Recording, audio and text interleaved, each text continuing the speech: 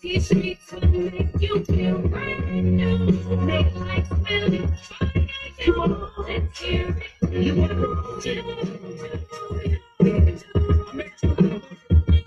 Catch me at the X with OG at a Yankee game. Shit, I made the Yankee hat more famous than a Yankee kid. You should know I bleed blue, but I ain't a crypto. But I got a gang of niggas walking with my click though. Welcome to the building, why? Corners will be selling rock. Africa been by.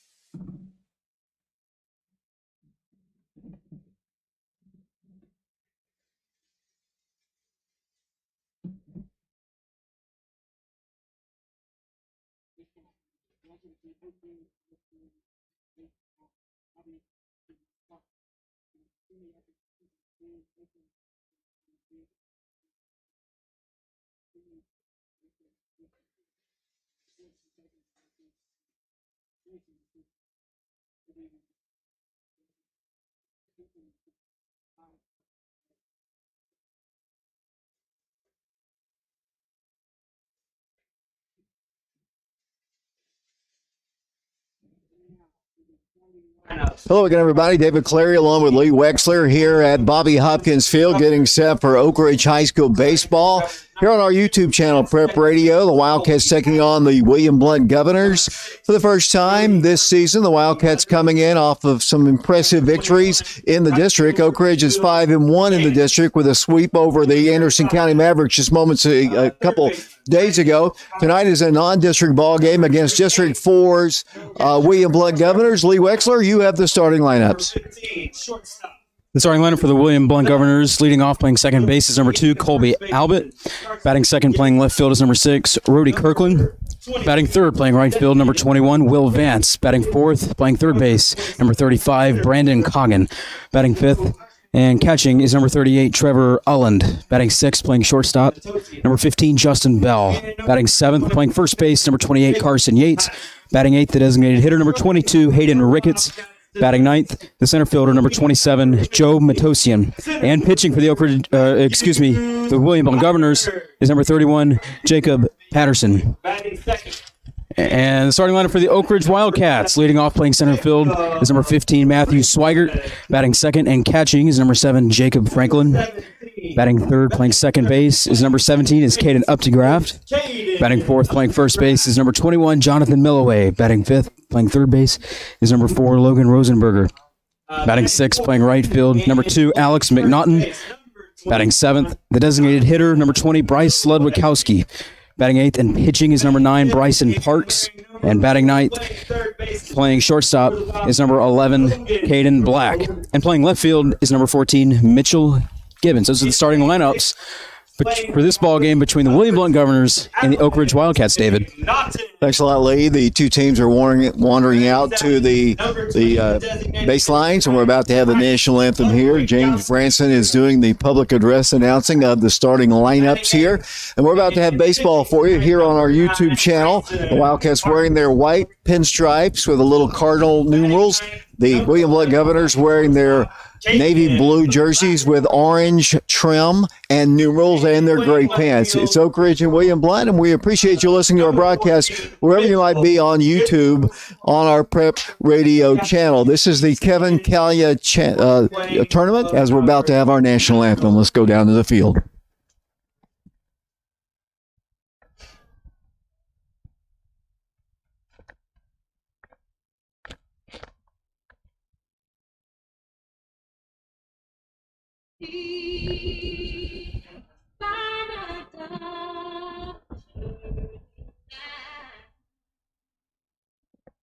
What's so brightly red at the twilight's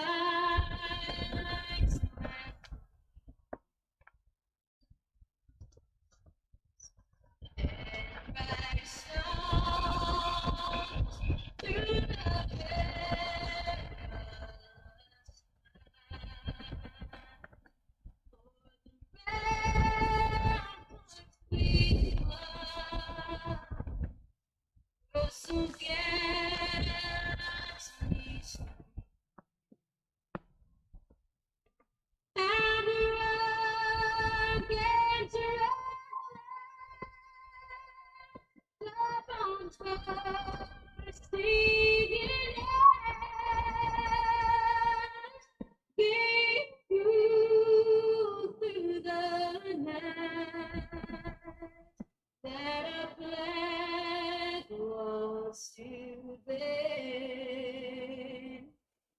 Oh, say does that star-spangled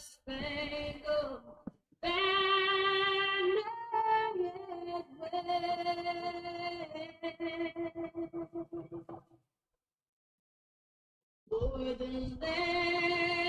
of the free and the home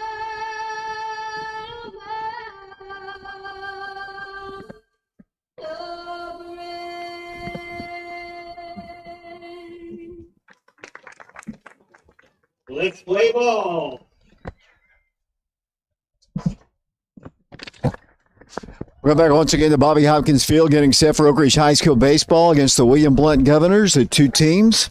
Strolling back to their respective dugouts here. The Wildcats, as I mentioned, this is a non-district ball game, taking on the William Blount Governors. I was talking with the William Blount people up here, and we were trying to think of the last time we actually have played. We played basketball last year in the region basketball tournament, but other than that, we haven't really played William Blount in football and such, but it's good to have them here at Bobby Hopkins Field for the Kevin Callia Tournament. About to get underway here, as we mentioned. The Wildcats in a non-district ball game against the Governors. I was looking over the lineups here.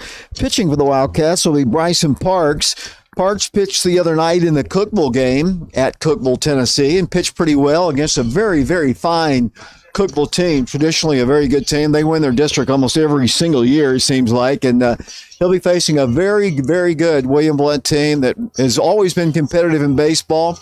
A couple of years ago, they had a guy as their coach lead named Charlie Paleo, who pitched for the Reds, pitched for the Braves, did a really good job. His daughter played basketball, great athlete, and he's not involved with the program anymore, but back in the day, and for years and years, William Blount has had a good team, and I'm expecting a good game tonight. But, Lee, it's very, very cold. The first ball game, actually, that the Wildcats and Governors, I'm sure, have played in weather like this. How does that affect you as a former high school baseball player? How does it affect you going from really nice weather to this very, very chilly weather? Well, there's definitely a difference. On April 1st, you're really not expecting this cold of weather, but I was personally a guy who liked to pitch in the cold just because I knew I would thrive and do well. I wanted to play in the cold because I knew maybe the other team didn't want to. So, I wouldn't call it adversity, but, you got to be able to play in all kinds of weather no matter what time of year it is. So, and we're about to get underway. The leadoff man for the William Blount Governors is Colby Albert, and we are about to get set here from Bobby Hopkins Field in Oak Ridge. I'll set the defense for you here in a second. It's good to see the big guy at first base. We'll talk about that in a moment. Here comes Parks' first pitch to the plate. It's in there for a called strike on the outside corner. Jonathan Milloway is the first baseman. The Wildcats have Caden Updegraft at second base. The shortstop is Caden Black. The third baseman is Jason Rosenberger, or Logan Rosenberger. The ball's hit on the ground, past the shortstop, but he makes a nice play, but there's no way in the world he's going to throw out the speedy leadoff man, and that's a leadoff single for the William Blount Governors. Ball was hit just in a perfect spot. Caden did a pretty good job to get to it, but just couldn't quite make the play. And then they have a runner at first with nobody out. Yeah, that ball was hit not too hard, but it was just far enough in the 6 hole, and it was a tough play for Caden Black to make. And William Blount has their leadoff man on here. Left fielder Kirkland stands in. He's a left-handed hitter facing the right-handed throwing Parks. Runner at first, nobody out. Just underway here from Bobby Hopkins Field. I don't see Joe Mason up here. Not operating the scoreboard here, which is kind of unusual. As the pitch is hit foul back to the screen. And the count, I'm going to have to keep up with the count when they don't have the scoreboard here, which is going to make it a little difficult. It's going to make me concentrate a little bit. Well, not as bad as the state championship in football where the scoreboard was just off the entire game. So, 1 ball, 1 strike, the count. Kirkland, the batter. Runner takes a short lead off of first. Parks checks the runner. He's going. The pitch is a called strike. That's a ball. A good throw down there, but not in time. That is a stolen base for Abbott, and they've got a runner in scoring position with nobody out and a 2 ball, 1 strike count on the batter, Kirkland. Will Vance is on deck. He is the right fielder for the Governors. 2 balls, 1 strike. Parks has the sign from the catcher, who is Jacob Franklin today. Checks the runner at second, comes to the plate. A little bit low, I guess, and the count is 3 balls and 1 strike. Very chilly night here at Bobby Hopkins Field. It's only going to get colder. I think they say it's going to be in the 20s at some point tonight and tomorrow. Caden Updegraft comes sneaking over towards the second base bag, and he's going to look back that way. Caden Black had come over from his shortstop position, but not a big lead out there. And we have a 3 ball, 1 strike count upcoming. Yeah, Albert stole a base just a moment ago, got a good jump, and with nobody out, got a man on second here. Here's a pitch hit foul over towards the Oak Ridge dugout, and the count now full, 3 balls and 2 strikes. Assistant coach Ben Peters is up in the booth right now, setting up the scoreboard. Former Wildcat player, all-time leading home run hitter at Maryville College. Get that out once again. Left-handed hitter, 3 balls, 2 strikes to count. Here's Parks' pitch, cut on a miss, and that is a swinging strikeout, and that is out number 1 here in the first inning. Batting next for the Governors, the right fielder, Will Vance. Nice pitch, might have been a little high and outside, but a nice pitch there, and it's out number 1. Yeah, he had Kirkland reaching that time. Probably went around that baseball, but it was a nice, good 3-2 pitch that time. Vance stands in. He's a right-handed hitting player for the Governors. Pitch is a little bit high and outside. 1 ball, no strikes to count. Just underway, as I mentioned, top of the first inning here from Bobby Hopkins Field. Other than the temperatures, kind of light clouds, wind is blowing quite briskly, and it is cool. Checking the runner at second. Here's the pitch. It's hit on the ground. Takes a funny hop off the mound. It's going to be fielded by Matthew Swigert. He gets the green light. Here comes the throw, and he's going to be out at the plate. That's the mistake I've seen all season long. People trying to run on Matthew Swigert, and he is gunned down at the plate for out number 2. Yeah, he was hosed at the plate. That was a really nice throw by Swigert. I mean, the ball wasn't hit that hard, but Swigert comes up gunning, and that was a nice play. They have a runner at second, and now there's 2 outs, though. So Matthew with a nice throw easily catches him at the plate. Runner at second, 2 outs now, scoreless ball game. The batter will be Coggin, I believe it is, looking at this handwriting, and the pitch is cut on and missed. I'll let you write this in here, Lee. I'm falling behind here in my duties. Runner at second, 2 outs as we play here in the first inning. It's chilly. That's all I can say. I'm trying to catch my breath standing and watching the game. That pitch is low, bounces away from the catcher. Franklin's got it. A good throw, and he can get out. He is going to throw down and not in time. Barely got away from the catcher, and he got a late jump there. Franklin had to find him. By the time he did, they advanced the runner to third. Yeah, it was a good read by the base runner out there for William Blount, and we'll see if Parks can get out of it here with 2 outs. Here's the pitch to the plate on the inside corner for a called strike. This is the Kevin Callia Tournament, and it's going to be baseball all weekend long. Friday, Saturday, lots of ball games. Come on out and support high school baseball. As that pitch is a little bit low, I guess. The count is now, I believe, 2 balls and 1 strike. Runner at third for the Governors. Parks has the sign from Franklin. And here's the pitch. Cut on and missed, and that's a swinging strikeout. Caught, might have been foul tipped into the mitt, and that is out number 3. So we go to the bottom half of the first inning here at Bobby Hopkins Field. Oak Ridge and William Blount are scoreless, and we'll be back in a moment.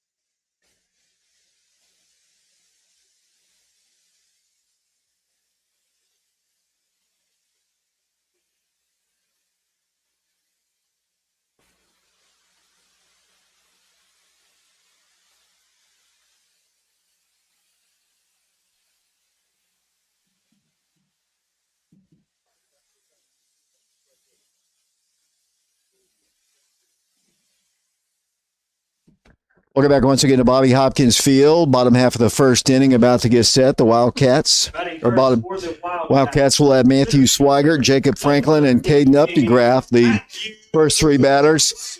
Matthew Swigert is really playing good baseball for the Wildcats. A couple of home runs to his credit. Had one at Clinton, had one the next ball game at Cookeville, and he'll stand in, right-handed hitting senior.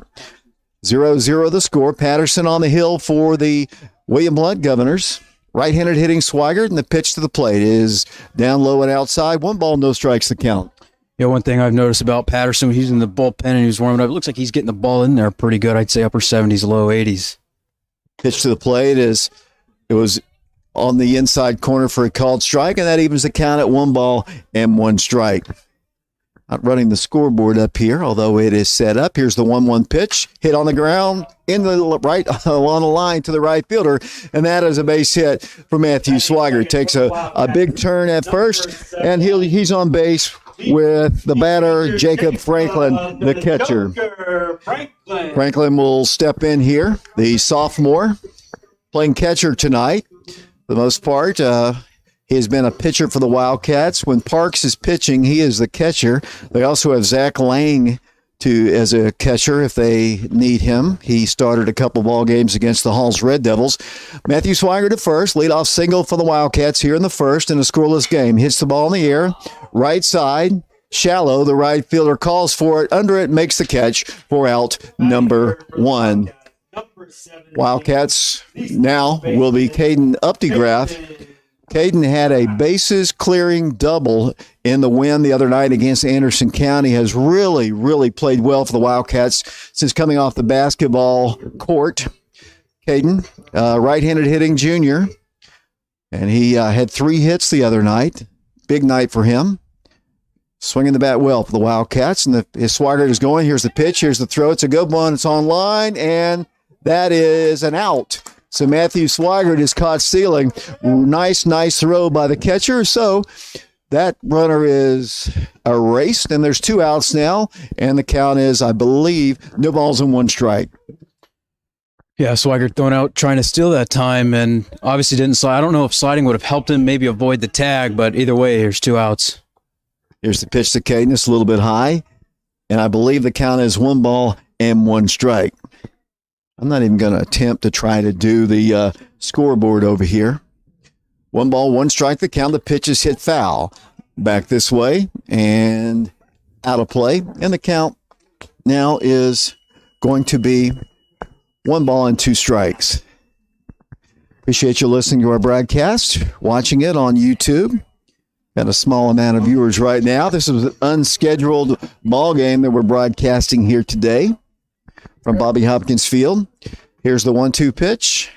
Hit on the ground softly. A couple hops. They're going to have to hurry to get Caden. Here's the throw. Not in time. That is an infield single for Caden Updegraff. So the Wildcats have 2 hits in the inning. And here comes Jonathan Milloway. Milloway for the Wildcats was the designated hitter in his only other ball game this year, and he'll has missed the last 2 due to illness, and he stands in for the Oak Ridge Wildcats. He is a 6'7" first baseman for the Wildcats, a 1,000-point scorer in basketball, headed to Carnegie Mellon to play college basketball at the end of his senior year, which is this year. Good baseball player. Runner takes his lead off of first. That's Updegraff. Here's the pitch to Milloway. It's in there for a called strike. So the Wildcats with a solid base hit to right field and an infield single by Updegraff.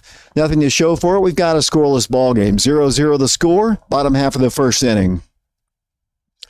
Patterson checks the short lead from Caden. That pitch is on the outside corner, so Jonathan behind in the count. No balls and 2 strikes. Lee Wexler doing the book and camera work here. We really didn't know we were going to call this ball game until right before the game.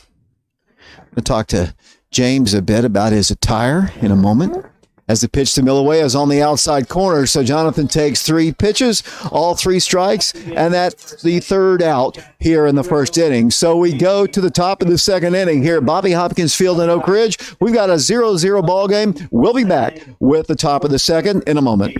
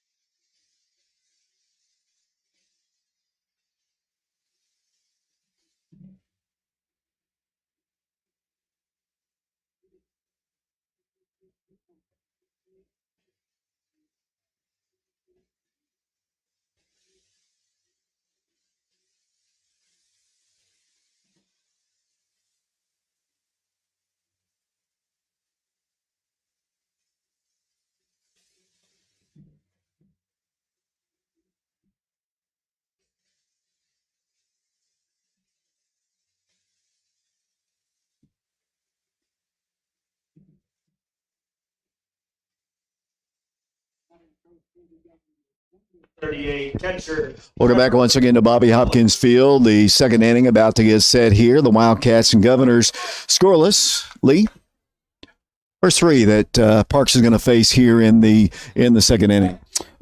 Catcher Trevor Ullen, shortstop Justin Bell, and first baseman Carson Yates who is due up for the Governors. First pitch is a called strike there for Mr. Parks. Broadcasting here from Bobby Hopkins Field. We appreciate you watching our broadcast. We're also on Channel 15 right now as that ball is hit in the air, center field. Matthew Swigert back on it. Canicorn makes the catch in medium center field, and that is out number one. For the Governors, number 15, shortstop Justin Bell. Bell stands in for the Governors. Millaway is the first baseman. Updegraft is the second baseman. The shortstop is Caden Black. Logan Rosenberger at third. Wildcats have, we'll set the outfield for a second, as the catcher is Jacob Franklin. And that's a called strike, and the count is no balls and one strike. We're in the top of the second inning here live from Bobby Hopkins. Chilly night here. Here's the one strike pitch. A little bit outside, I guess. And the count is even at one ball and one strike.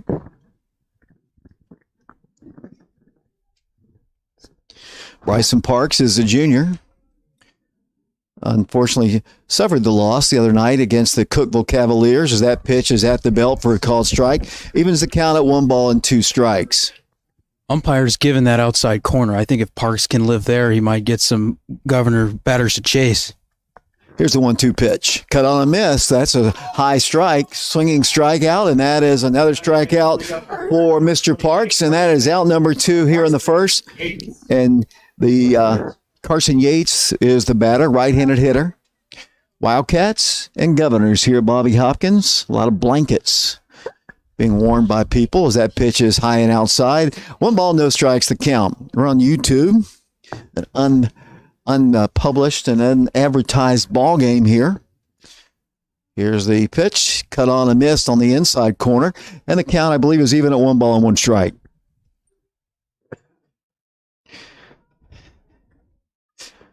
Jacob Franklin with the sign coming from the Oak Ridge dugout. Here's the pitch, hit on the ground, shortstop. Caden Black fields it. The freshman throws on to first, and that is out number three. So 3 up and 3 down for Parks and the Wildcats here in the top half of the second inning. We go to the bottom half of the inning. 0-0 our score. We'll be back in a moment. Will be batting first.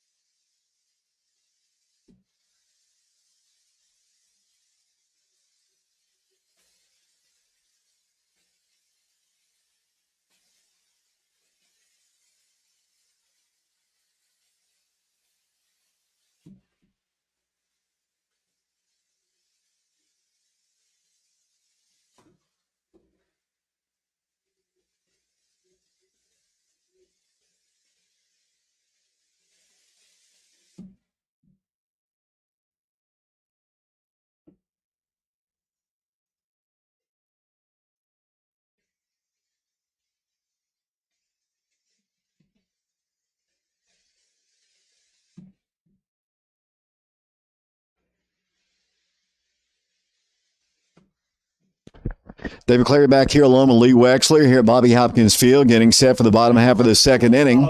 The Wildcats will lead things off with Logan Rosenberger playing third base for the Wildcats. He is a junior player for the Wildcats, was involved in big part of the rally the other night against Anderson County. The Wildcats 5-1 in district play. Yeah, just sweeps of their Anderson County rivals, which is always good. A lot of good teams to play in front of them as Rosenberger takes one low, I guess. And the count is no balls and one strike. My vantage point looked pretty good, but I'm up in the press box here. Here's the one strike pitch on the outside corner for a called strike, and that evens the count at 1 ball and 1 strike. Patterson looks like he's got a little movement to his fastball there. Oak Ridge hitters need to stay on it. Pitch is a little bit low, and the count is 2 balls and 1 strike. 0-0 our score. We're in the second inning here, the bottom of the second. Wildcats and Governors working quickly. Ball's hit on the ground, up the middle. The shortstop feels it, fumbles it, throws on the first in time to retire Logan Rosenberger. That is out number 1 here in the second. And the batter now will be the right fielder, Alex McNaughton. McNaughton had a RBI double in the win the other night in the at Anderson County. Was involved with that. Just about everybody contributed. It was an 11-8 win, coming from behind to win the ball game, to sweep the Mavericks. And I don't know, of course, Lee played for Riverdale High School in Murfreesboro. Who were your big rivals in Murfreesboro? Well, it depends on what year it was, but when I was there, Siegel was a juggernaut because they won state in 2016. Blackman and Oakland were mainly, basically all the Murfreesboro teams were the juggernauts. Those were our rivals. Of course, you have a lot of teams. That ball's hit foul up the third base line and rolling into foul territory. Around here, obviously, we've got 3 high schools in Anderson County, really. I mean, I guess Oliver Springs could be considered Anderson County. Maybe it's in Rome County. But the Wildcats have swept Clinton and swept Anderson County, and he got hit that time. McNaughton gets hit by the pitch, and the Wildcats have a 1-out base runner, and the batter now will be number 20, the designated hitter, Bryce Ludwikowski. Bryce has been playing first base in the absence of Jonathan Milloway, and he'll stand in for the Wildcats. He's a right-handed hitter as well for the Wildcats. He's a junior. He's a transfer from upstate New York. Runner at first base for the Wildcats, that's Alex McNaughton. 1 out here in the second inning. Here's the pitch. This outside. That's the ball. 1 ball, no strikes, the count.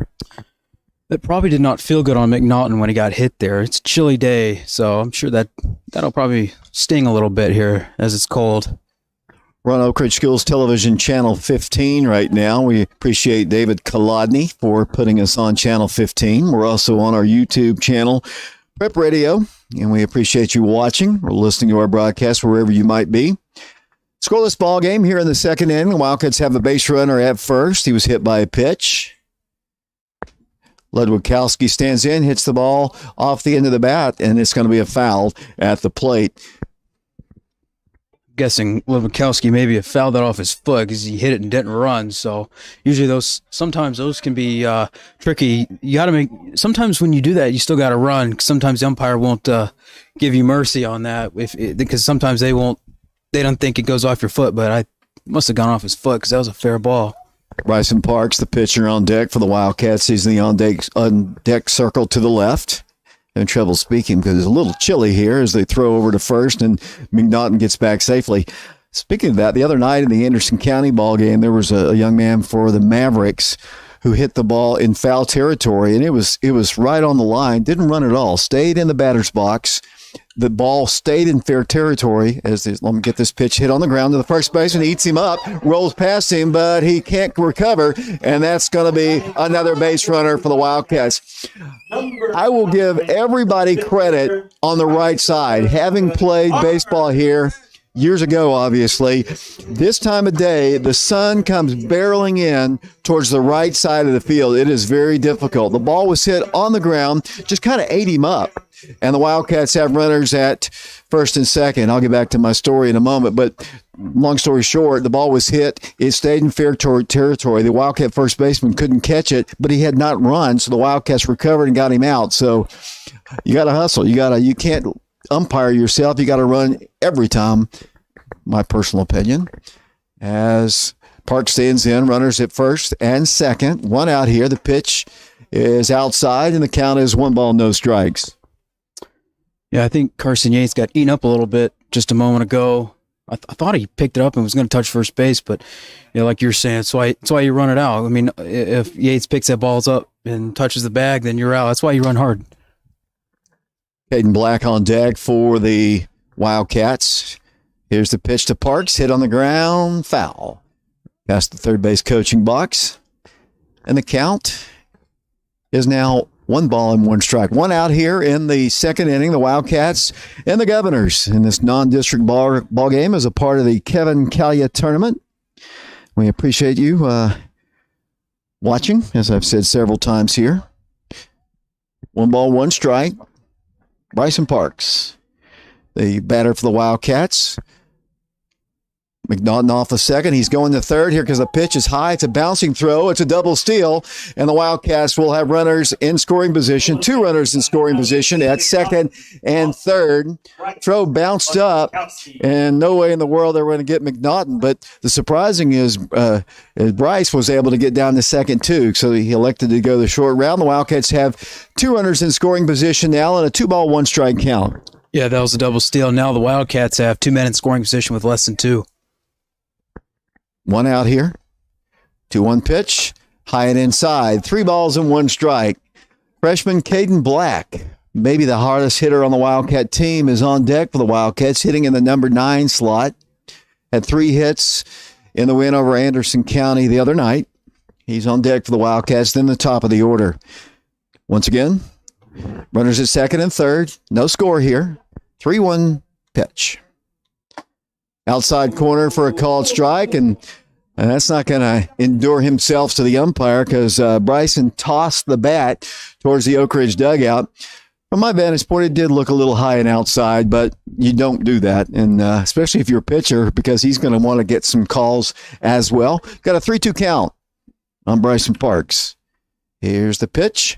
Hit on the ground. That's going to be an infield single, and the Wildcats are going to well, maybe not. He was a little slow getting down to first, but they dropped the ball anyway. And the Wildcats have a 1-0 lead on the infield single by Bryson Parks. Oak Ridge leads William Blount by a score of 1-0. Lee, the ball was not hit hard at all, and I didn't think once he had to go deep in the hole that he was going to be able to throw him. But Bryson has a little bit of a knee problem, kind of slowed up a little bit, barely made it safely at first base as Jason Slay will run as the courtesy runner at first for the pitcher. Yeah, I thought that ball was going to get through the hole, but Bell, the shortstop, made a nice play, kept it in the infield, and Oak Ridge ends up getting a run and get a runner over to third. Ludwikowski is the runner at third. Jason Slay is the runner at first, and he draws a throw. Batter is Caden Black, as I mentioned, had 3 hits the other night in the victory over the Anderson County Mavericks. Top of the order, Matthew Swigert on deck. He singled to right, his first plate appearance. Wildcats have the lead early, 1-0 our score as we play here in the second inning. Slay a short lead at first. Here's the pitch, hit foul over towards the parking lot. Doesn't make the fence, and the count is 0-1. Wildcats and Governors, part of the Kevin Callia Tournament. We'll talk about Kevin here in a bit, who the tournament is named for. Got a chance to watch him play back in the day.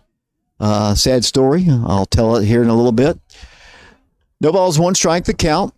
Slay off of first. Ludwikowski at third. Short lead. The pitch is outside, and the count is even at 1-1.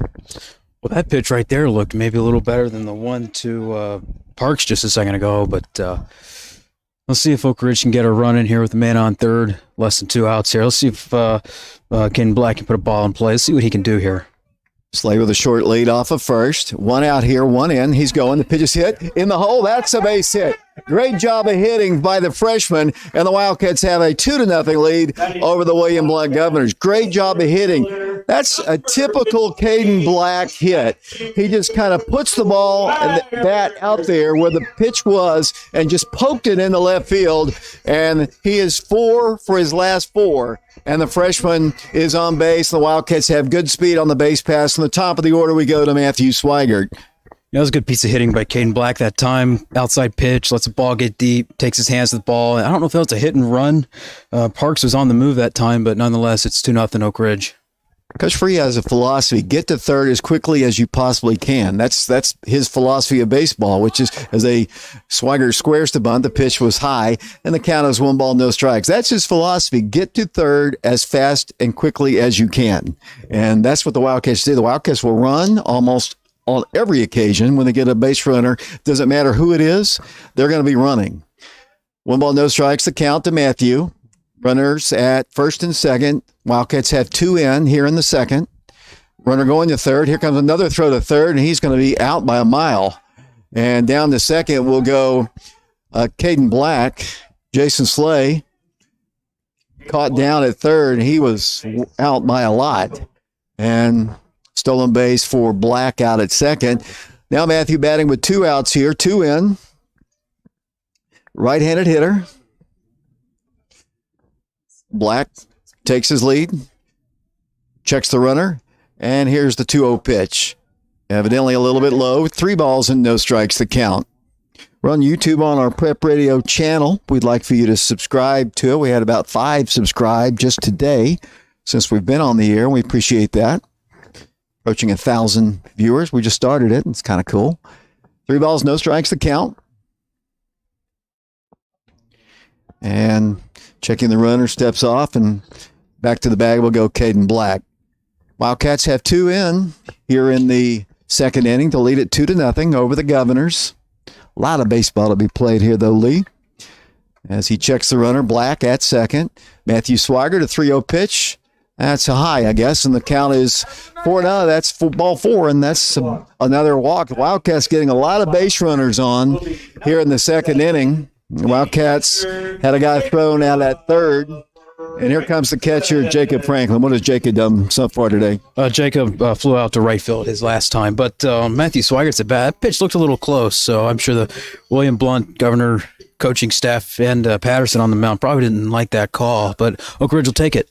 A lot of times on a 3-0 count, you get the old automatic, but they didn't get it this time. It's ball 4. The Wildcats have runners at first and second again. We're in the second inning.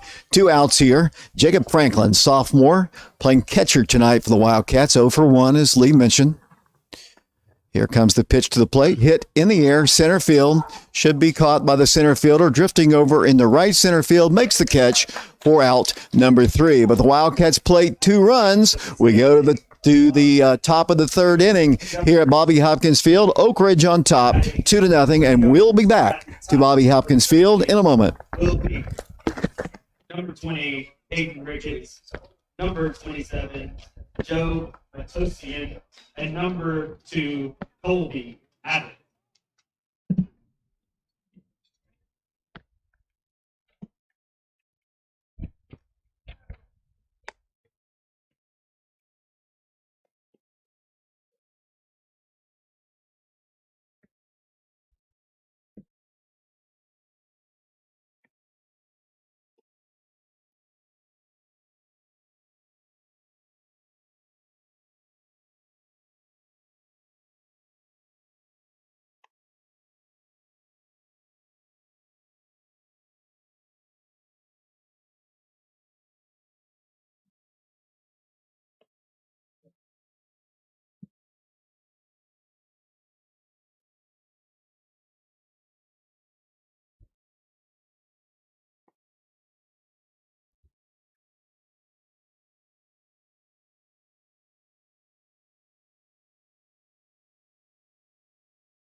Welcome back once again to Bobby Hopkins Field, the Wildcats of Oak Ridge and the William Blount Governors. What's the one word that comes to mind when you think about where we are here at Bobby Hopkins Field today? I'm going to go with cold.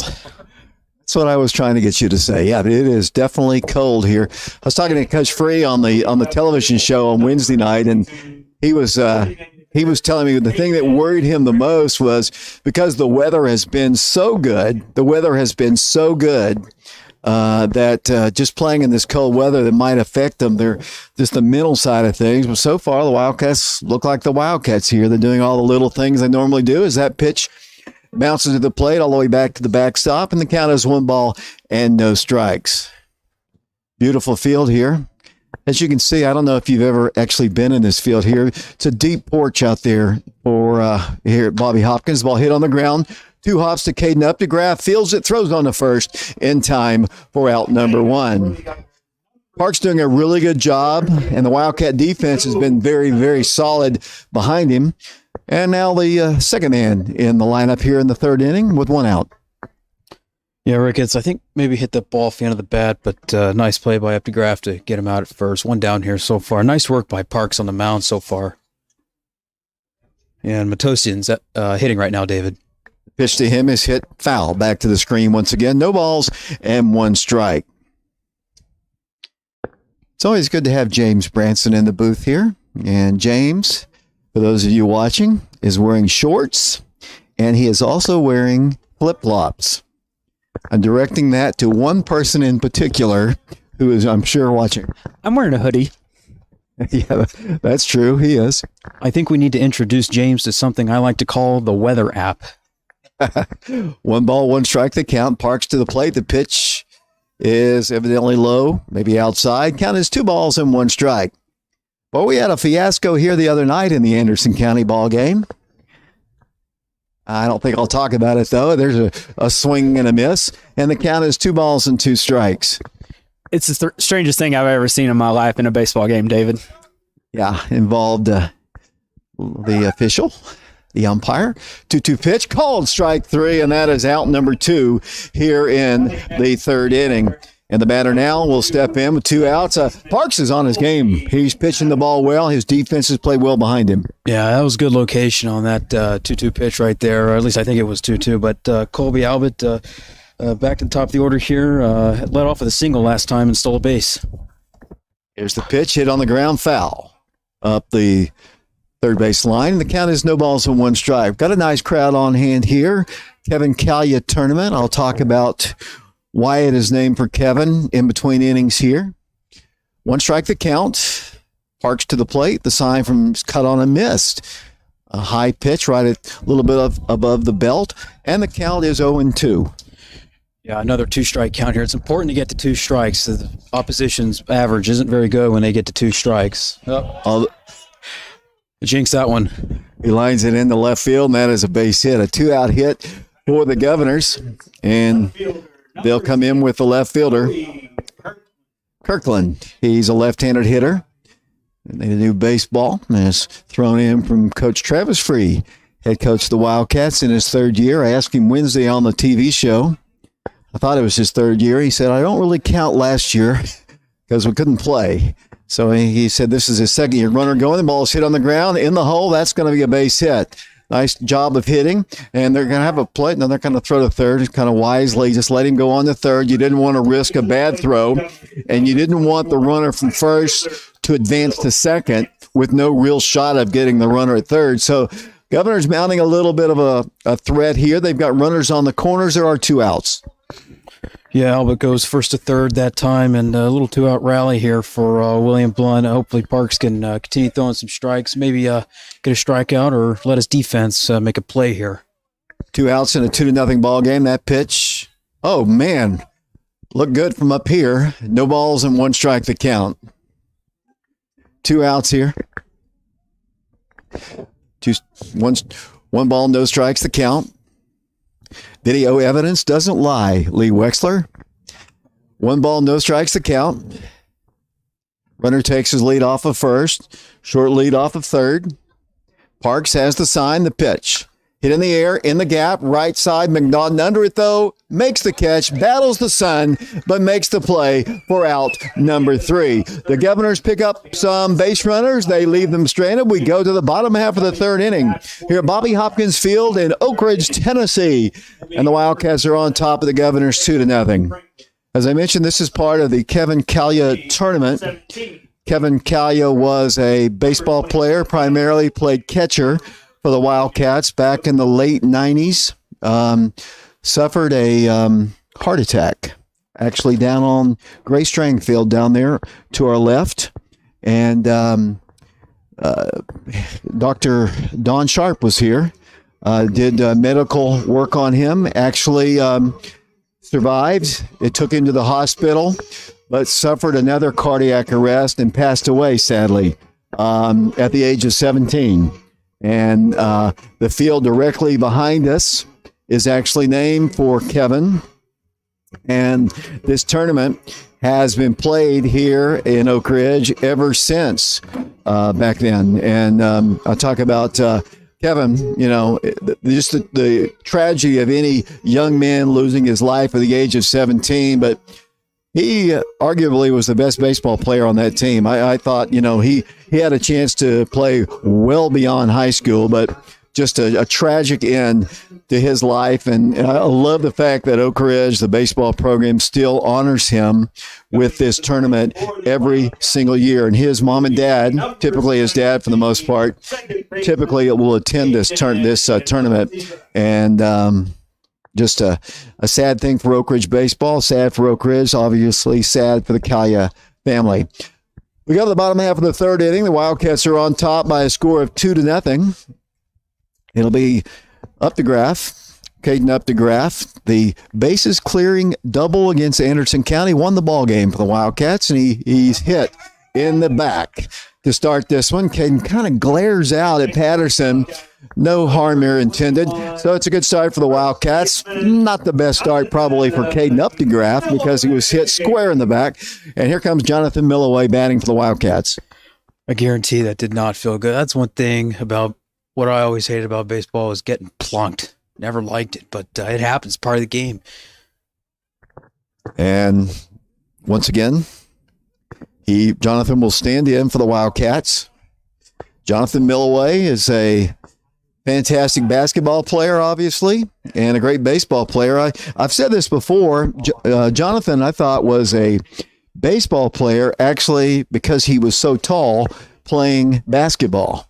But he ended up being a great basketball player and has signed a scholarship to play basketball. Quick throw over, 2 throws over, and Caden's got his uniform dirty. His mama's not going to like that, but he's back safely. And Jonathan Milloway stands in here for the Wildcats. 2-0 Oak Ridge as the Oak Ridge Wildcats bat here in the bottom of the third inning. Patterson checks Updegraff. Here's the pitch to Milloway. Hits the ball hard. Right center field. It's going to drop in there for a base hit. So Jonathan Milloway picks up his first base hit of the season. Good to have the big guy back in the lineup. I think he got that ball a little thin off the handle, but found a good spot. And Oak Ridge has runners first and second, and hopefully can get something brewing here as Logan Rosenberger is coming up to bat right now.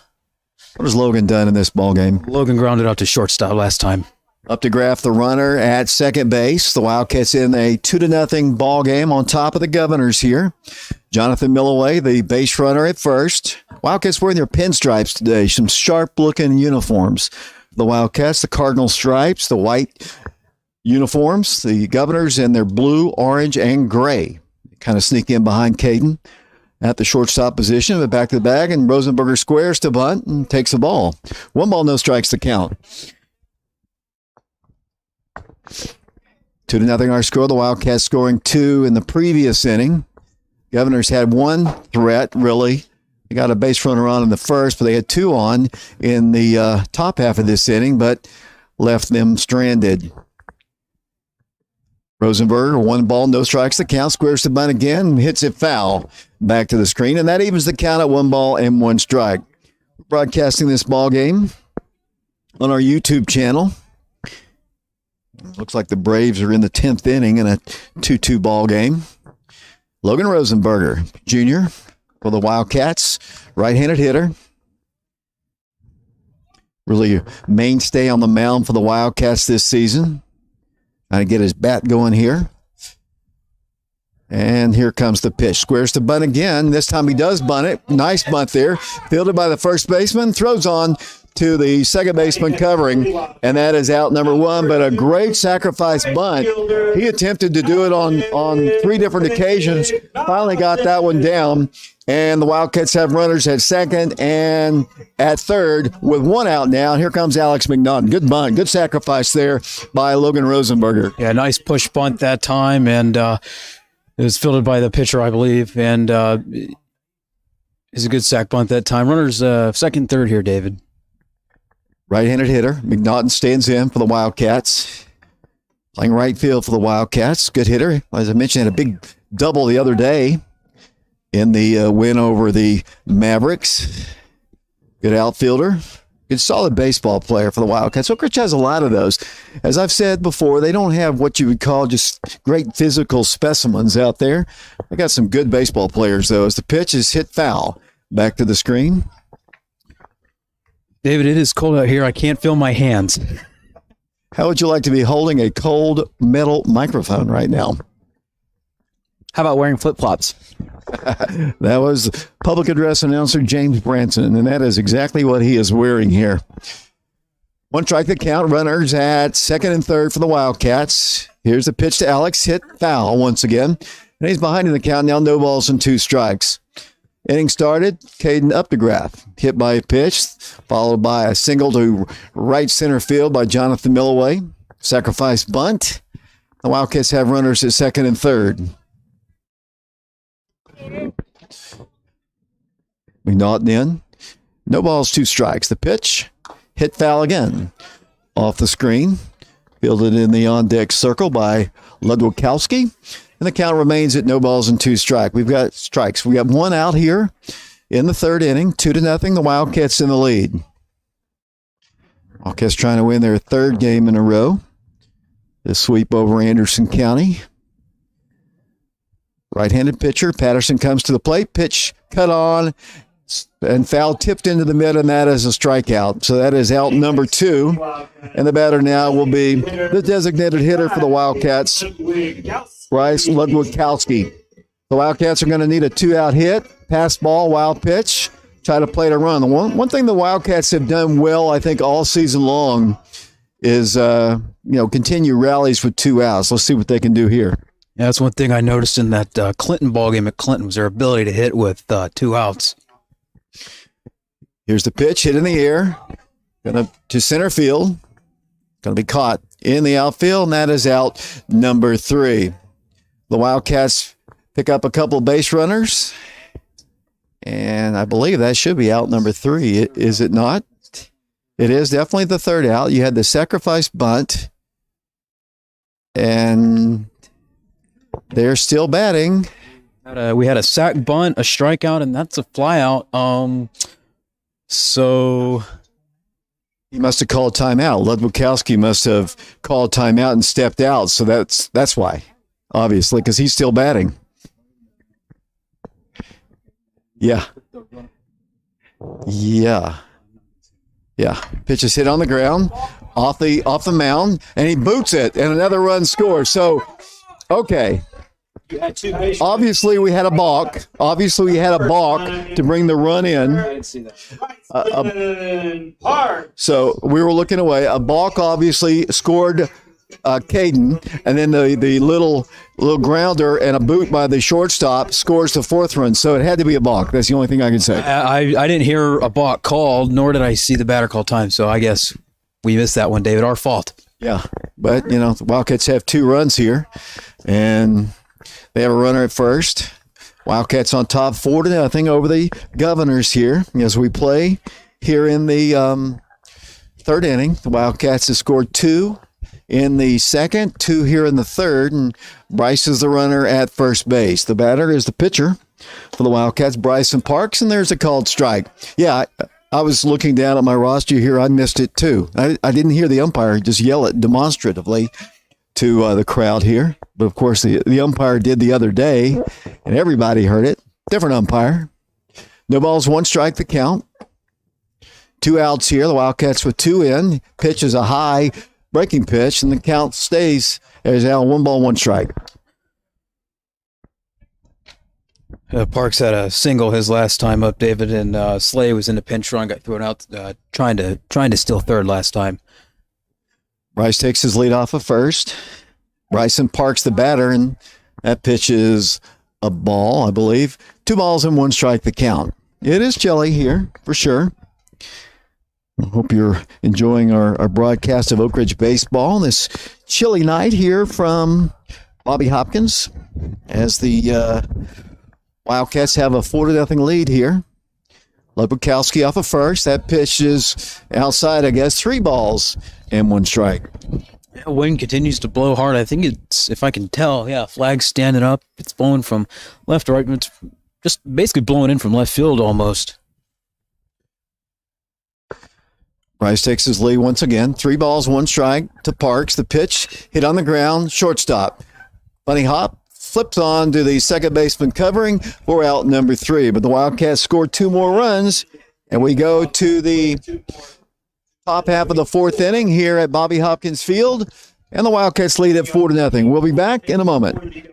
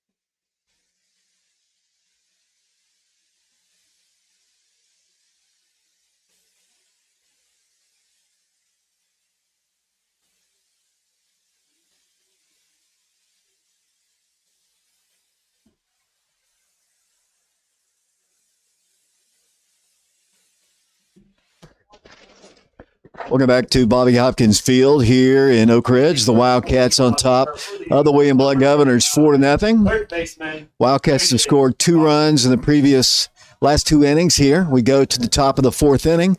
Wildcats with a 4-0 lead. Yeah, Coggin, Ulland, and Bell due up, and let's see if Parks can continue his dominant work here. He's stranded about 4 hits so far, but he's gotten out of it every inning. Here comes the pitch. There's a called strike. And the count is no balls and 1 strike. Bryson Parks is the pitcher for the Wildcats. Throwing a shout out to this point. Pitched really well against Cookeville the other night. Kind of ran out of gas, gave up a grand slam. This is something, and Coach Free said the same thing, that we had never seen in the same ball game before. I'll come back to that after this pitch. 1 ball, no strikes. Here's the pitch. Oh, boy. 2 balls and 1 strike. We saw a grand slam and a triple play in the same ball game. Yeah, usually you don't see that in the same ball game. Oh, this ball's hit well. But it should be caught in left field, and it is for out number 1. As look at that is that was Brandon Coggin. He got a good piece that time. Most ballparks, it's probably gone. It's 348 out there to left field, but maybe the wind probably kept that one in. He got a nice piece that time. Brandon Coggin did. Mitchell Gibbons on the catch for the Wildcats. He's playing left field for Oak Ridge. Pitch is inside, almost hit him, and the count is 1 ball and no strikes. Right-handed hitter. Mitchell Gibbons in left, Matthew Swigert in center. That pitch is evidently low. 2 balls and no strikes the count. Alex McNaughton is the right fielder. Jonathan Millaway is the first baseman. Caden Updegraft is playing second base. That pitch is a ball. 3 balls and no strikes. The shortstop for the Wildcats is Caden Black. Logan Rosenberger is the third baseman. Jacob Franklin is the catcher. The Wildcats, and Bryson Parks. Here's the pitch. That's ball 4. Wasn't close on 4. And the Governors have a base runner here with 1 out here in the top of the 4th inning and a 4-0 ball game with the Wildcats on top. Bell is the batter for the Governors. He stands in. He struck out swinging his last time. Right-handed hitter. It's like we have a courtesy runner in the ball game for the Governors. And Parks will check the runner. It's a short lead. Here's the pitch. Hit foul. Or on the Gray Strang field. Hit well, but well foul, actually. And the count is no balls and 1 strike. Yeah, Bell, that was a monster, but it was foul. If he straightens that one up, that would be some damage. Runner at first, courtesy runner. Right-handed hitter, the pitch, high. First. Reardon's the pinch runner at first base for William Blount. Parks is the pitcher for the Wildcats. He has got a 1 ball, 1 strike count. Thanks for watching our broadcast here. Tough luck for the Braves on opening day. Losers 3-2 and 10. Pitch is hit. It swung on a miss and kind of took something off of that one, and the count is 1-2. Yeah, I think Bell really wants one here. That was a pretty nice swing, big swing that time. If he connects on one, it might go. 4-0 Oak Ridge. One out here, 1 ball, 2 strikes the count. Thrower to first, and Jonathan Milloway's got one of those gator masks on, and probably not necessarily just for COVID, just for cold, honestly. He's playing first base for the Wildcats. We'll get a shot of that here in a moment. Runner going, that ball hits him in the square of the back, and they've got runners at first and second now with 1 out. And number 28, the first baseman, stands in. And they've got runners at first and second. He's been on the previous batter. He was inside a couple times, almost hit the previous batter. That time he hit him in the back. And they've got a threat going here in the 4th inning with runners at first and at second with 1 out. This is Carson Yates, ground out to shortstop his last time. Parks, working from the stretch, has the sign from Jacob Franklin, the catcher, the pitch.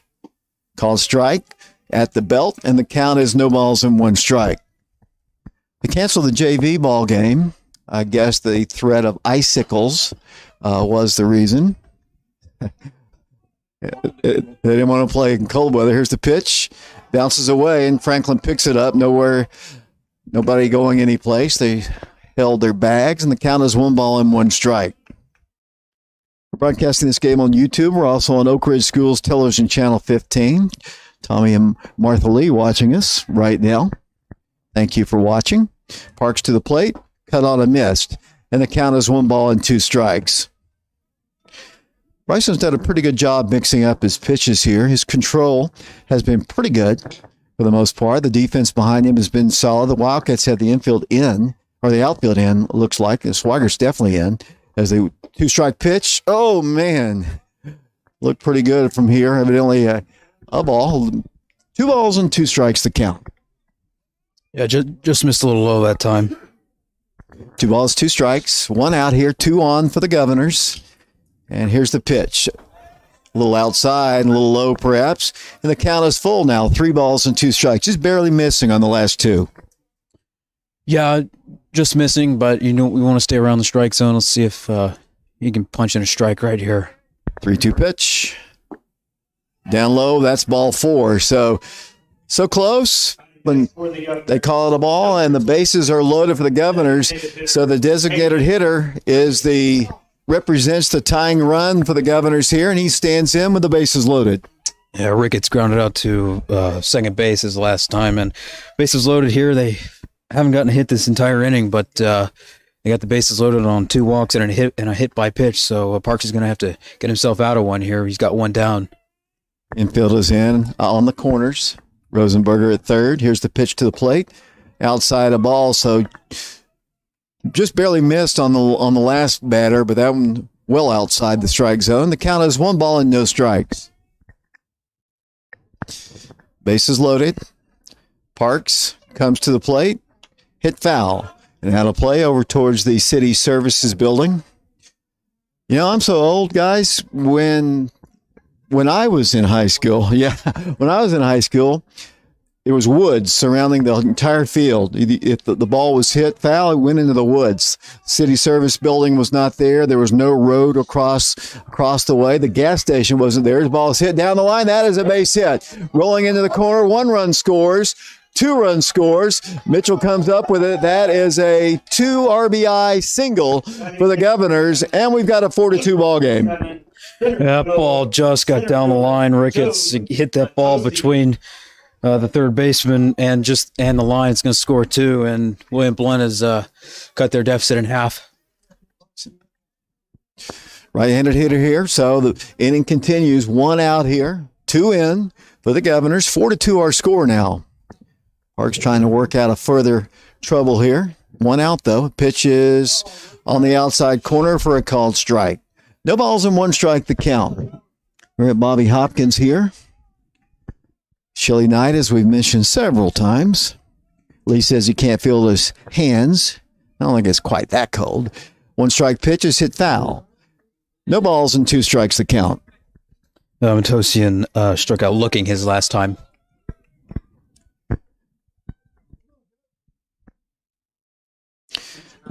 Runners take their lead off of first and second. Parks well ahead in the count. No balls and 2 strikes. Pitch to the plate, hit on the ground. Softly fielded by the Caden Updegraff. Throws on the mill away in time for out number 2.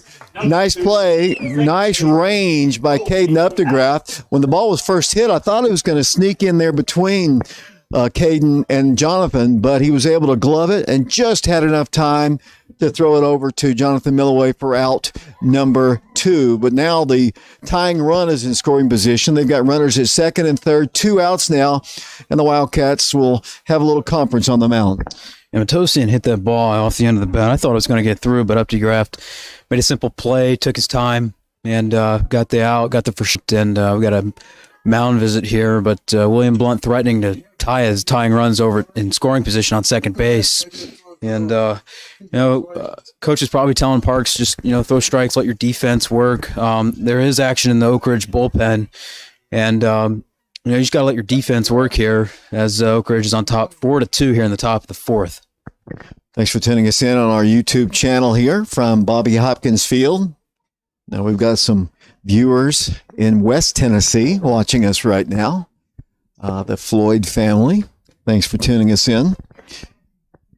Colby Albert hitting right now has 2 hits on the ball game, so maybe coach was telling him, be careful of this guy. You have a base open, but he's got to be careful of this guy. He's got 2 hits on the night. 2 outs here, 2 on. As I mentioned, the Wildcats on top 4-2. Good ball game here from Bobby Hopkins. That pitch is a ball. 1 ball, no strikes the count. The noise coming out of the Governor dugout there. We were talking about this earlier. One improvement they've made here in the recent years here at Bobby Hopkins Field. I'll talk about that in a moment here. 1 ball, no strikes the count. The pitch called strike evens the count at 1 ball and 1 strike. They have taken the dugouts that were built in the 50s out of here and have widened them a little bit.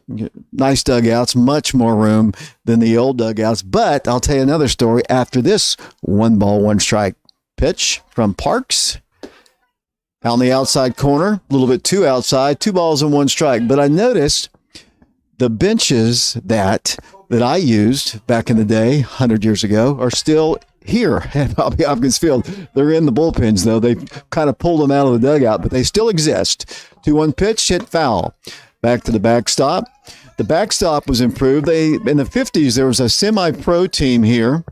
I think they were called the Oak Ridge Pioneers back in the 50s, and they played ball on this field. That's why the field is honestly so big, actually, and I'll come back to that story in a moment. 2 balls, 2 strikes the count. Parks trying to get out of the inning. 2 runs have scored. He's got 2 on right now. Got a 2-2 count. Here's the pitch. Hit on the ground. Wildcats Rosenberger fields it, and they've got a rundown. And here comes the tag, and they've got him for out number 3. But the run does count. They come in from third to score, and it should be a 4-3 ball game. The runner should count. The run should count because I think probably if Logan had it to do over again, he would have looked at the runner at third and gone ahead perhaps and gotten the runner first. Anyway, we go to the bottom of the 4th inning. The Wildcats in the lead, I believe, 4-2 or 4-3. We'll be back in a moment.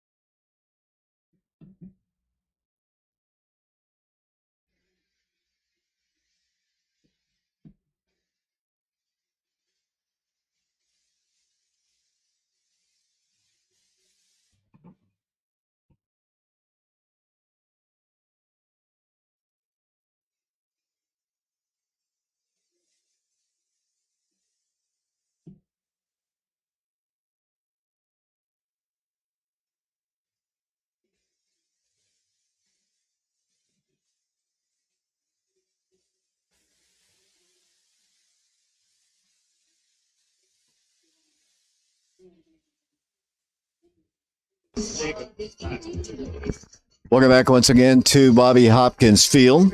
The Wildcats in the lead here. They've got 4 on the board. They still have 2 on the scoreboard. The rundown was the third out of the inning. The run came in to score.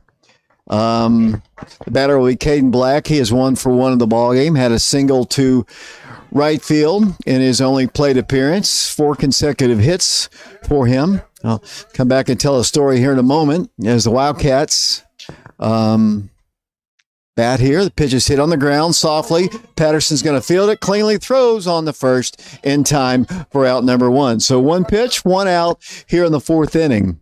And back to the top of the order we go to Matthew Swigert. I was telling you the story about the dugouts and such, and the backboard here. There was an old metal backboard back in the day, where it was an old metal backboard, or backstop in the day, and it was removed as that ball hit on the ground. 2 hops to the shortstop, throws on the first, not in time. Oh, he got him. I'll have to see that one to believe it. It looked like he beat it out from here, but it was a bang play. Matthew made it really close. Shortstop made it actually a little closer than it should have been. He held it and then realized that Swigert was getting up the line, and then he delivered the throw. Bang play at first, but that is out number 2. Better now is the catcher, Jacob Franklin, right-handed hitter. Patterson on the hill. And here comes the pitch to the plate. It's on the outside corner for a called strike. Patterson for William Blount looks like he's picking up some velo here as the game moves along. The ball's 1 strike to count. Jacob back in. The pitch on the outside corner again. And the count is 0-2. Governors and Wildcats here at Bobby Hopkins. Appreciate you watching our broadcast here. Lee Wexler doing camera work here. Pitch is foul back to the screen. And the count is now, still remains no balls and 2 strikes. Patterson has gone all the way. Parks has gone all the way on the hill for the Wildcats. No balls, 2 strikes. The pitch high and inside. And the count is 1-2. There are 2 outs here in the 4th inning. I believe it's the 4th. I'll make sure it's the 4th. I'm looking at the scoreboard here. I think the Wildcats are batting in the bottom of the 4th. They're resetting the scoreboard there. That pitch is outside. Evens the count at 2 balls and 2 strikes. Broadcasting on YouTube on our Prep Radio channel. We're also on Oak Ridge Schools Television Channel 15. Live broadcast of Oak Ridge ball. And scoreboard, they've reset it once again. Had a little trouble with the scoreboard. A few, right before the season started, had to get a new part. They got it to work. Here's the pitch, high. And I believe the count is full now. 3 balls and 2 strikes. The backstop was replaced about 10 years ago by a nice donation by the former Wildcat Emmon Love. All-American football player, played at the University of Tennessee. As that pitch is hit on the ground to the first baseman. This time he fields it cleanly, steps on the bag for out number 3. So the Wildcats go quickly here in the 4th inning. We go to the top of the 5th inning here at Bobby Hopkins Field. Oak Ridge holding on to a 4-3 lead. We'll be back to Bobby Hopkins in a moment.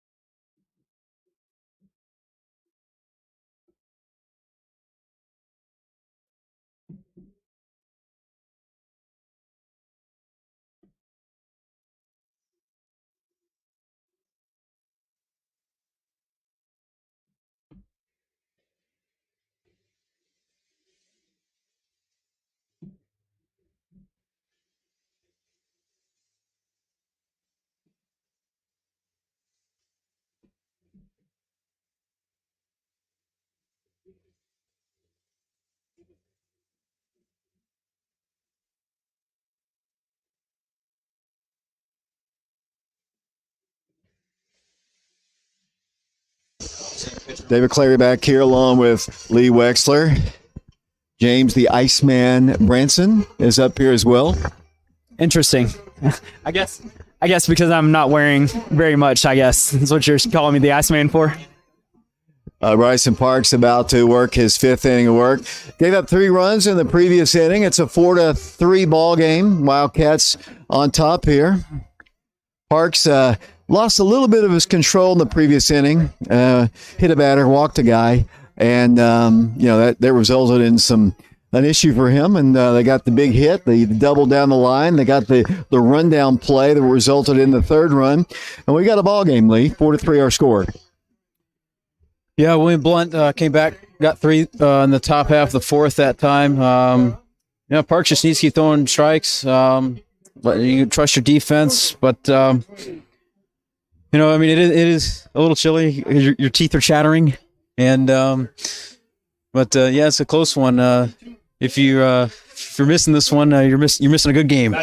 Missing a good game, but they're probably nice and cozy sitting at home right now. But it is beautiful here. It's been a while since I've actually broadcast from the press box here at Bobby Hopkins Field. It's been several years, probably over 10, to be honest with you. That pitch is hit in the right field. That's a base hit. Good start for the Governors. They got their leadoff man aboard. 1 pitch and a line drive base hit to right field. So he represents the tying run. And the right fielder stands in. So Wildcats, I don't know how long Coach Free will go with Bryson. Bryson really has pitched pretty well in this game, to be honest with you. Good lead at first. Here comes the pitch. Hit in the air, right side. Over towards the line. McNaughton cannot get to it. It's in foul territory and drops harmlessly to the green grass. Cut by Joe Mason. And the count is no balls and 1 strike. Ball was slicing foul. Right fielder had to run a long way that time, and probably lucky that was foul because that probably had a double written all over it just because that ball's so deep and far out in the outfield. So the wind helped out that time. Good job. Camera work there, Lee.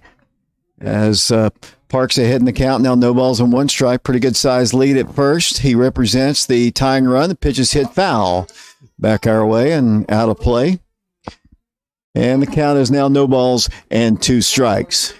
Broadcasting here from Bobby Hopkins, part of the Kevin Callia Tournament. And we'll have more action for you all weekend long here. Here's the 0-2 pitch outside, and the runner will advance down to second. Jacob just couldn't quite come up with it, and they've got the tying run in scoring position and a 1-ball, 2-strike count. Bryson Parks pitching for the Wildcats, junior. He's a catcher most of the ball games when he's not pitching. Got away from catching last year, decided that his knees were feeling better and decided to go back to catching. That pitch is low and inside, evens the count at 2 balls and 2 strikes. Vance has singled and flew out to right field in his 2 at-bats here, and William Blount has a man on second with nobody out, so tying run at third base. Second base, you mean? Second base, my error. 2 balls, 2 strikes. The pitch cut on and miss, and that is a swinging strikeout, and that is out number 1 here in the top of the 5th inning. 4-3, the Wildcats in the lead as we broadcast here from Oak Ridge. And the Governors have a runner at second base, and who's batting? This is Brandon Coggan. He struck out swinging and flew out to left field. Hit a monster left field last time, but I think the wind kept that one in the ballpark. So tracked down nicely by Mitchell Gibbons. There's a called strike on the outside corner at the knees. No balls and 1 strike. Mitchell signed to play football yesterday. Had a big signing ceremony at Oak Ridge High School. Going to play football at Swanee. Congratulations to him and Jaden Elam. Runner going to third. Pitch is cut on missed. Here's a throw, and he almost throws it into left field. It's a stolen base for the Governors. So the tying run is now at third base. And a no ball, 2 strike count on the batter. I don't know if it was a hit and run that time, but because Coggan has swung the bat, but Kirkland had that bag stolen pretty nicely. The ball just about got away that time, got in the outfield. So no balls, 2 strikes the count. Here's Parks' pitch. Outside, a little low, I guess. The count is 1 ball and 2 strikes. The other night in the Anderson County ball game, I can't remember if it was 3 straight, but the Mavericks executed 3 straight bunts against the Wildcats to move runners over and score runs. I don't think they'll do that here. Here's the 1-2 pitch, cut on a miss, and that is a strikeout, and that is out number 2 here in the 5th inning. That's a really big strikeout right there. Runner obviously is at third. Now he's got to get the third man here. That was a big out that time. With the guy on third to less than 2, you got to make pitches, and that was a big out that time for Parks. 4-3 our score. The Wildcats in the lead. They've got a runner at third base. And Parks trying to get out of trouble. 2 outs now. The pitch hit in the air. First base side and out of play and into the woods. It's the lone 2 pine tree still remaining here. What used to be the old Ridgeview Park here in Oak Ridge before Bobby Hopkins, great baseball player, played for the University of Tennessee, played on a Tennessee team that went to the College World Series, and the park is named for him. Pitch is a called strike, and the count is no balls and 2 strikes. I remember when they dedicated the park, well before you guys were born. I believe it was 1978 when they dedicated this park to Bobby Hopkins Field. No balls, 2 strikes for the late, great Bobby Hopkins. Pitch hit on the ground. Past the pitcher, Caden Black fields it. He's got to throw quickly. He does, and that is out number 3. So nice play by the freshman shortstop. Fields it, made a good throw on a less than fast runner to retire the side. So the Governors get their leadoff man on. They leave him stranded. We go to the bottom of the 5th inning here at Bobby Hopkins Field. The Wildcats of Oak Ridge on top of William Blount by a score of 4-3. And we'll be back to Bobby Hopkins Field in a moment.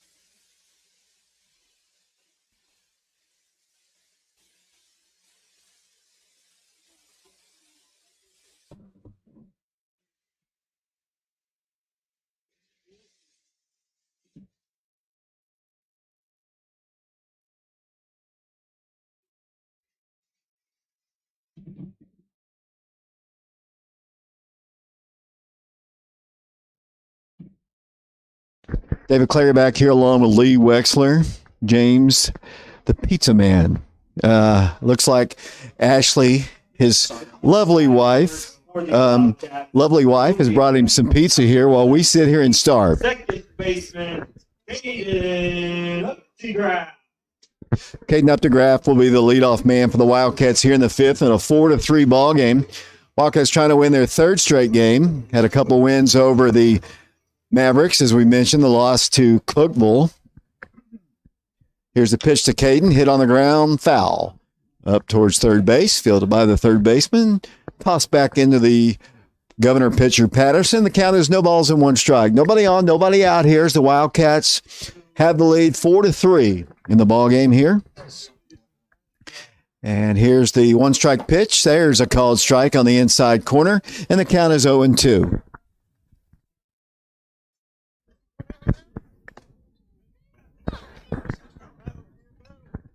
Here's the 0-2 pitch to Caden. Swung on, missed, and there's a swinging strikeout, and that is out number 1 here in the 5th inning. Batter now will be Jonathan Milloway. Jonathan Milloway had a single earlier in the ball game. He stands in, right-handed hitting senior. As I mentioned, he's going to be playing basketball at Carnegie Mellon. And we congratulate him for signing there. Went over 1,000 points in his career in basketball. He's been a starter since his freshman year in baseball, and he takes a strike. No balls and 1 strike the count. Milloway struck out looking and singled to right center in his 2 at-bats so far. That strikeout, he took 3 straight. As the pitch to him is a breaking pitch in there for a called strike, and Jonathan behind in the count, no balls and 2 strikes. Logan Rosenberger is on deck for Oak Ridge. 4-3 Wildcats as the Wildcats bat here in the bottom of the 5th inning. Here on YouTube, our numbers are dropping here. Less and less people are watching our broadcast here, Lee. Here's the 2-strike pitch. A little bit outside, I guess. And the count is 2 balls and 2 strikes. Jonathan Milloway, senior. They list him at 6'7". I think he might be slightly below that. He's big. Here's the pitch to him. That's on the outside corner, and that is out number 2. Caught looking was Jonathan Milloway, and here comes Logan Rosenberger for the Wildcats. Logan will stand in. The Wildcats scored 2 runs in the 2nd inning, 2 runs in the 3rd inning.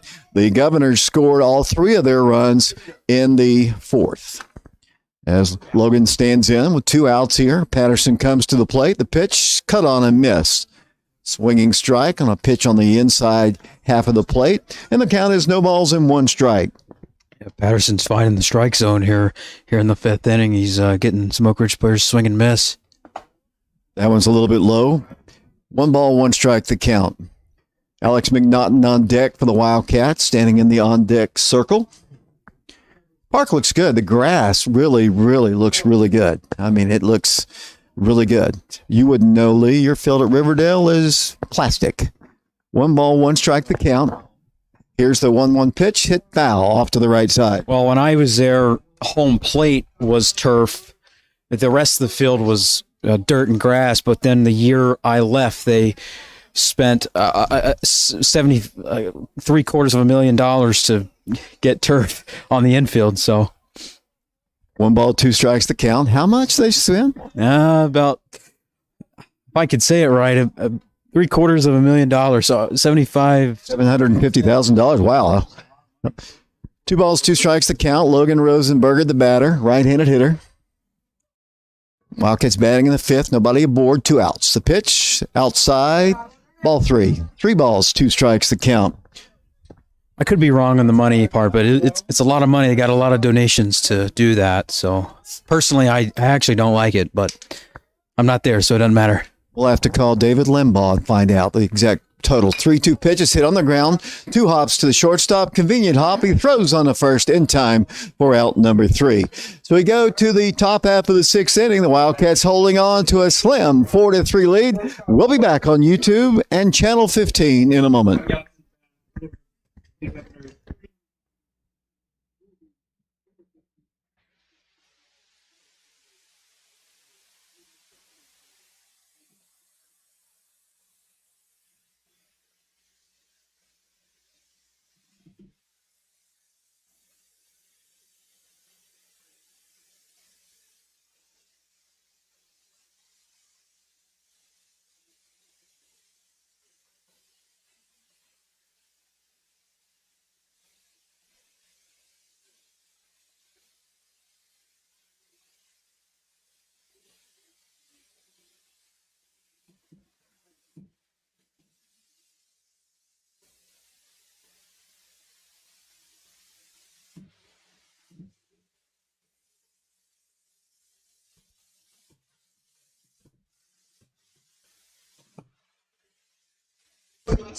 We'll go back once again to Bobby Hopkins Field. We'll go to the top half of the 6th inning.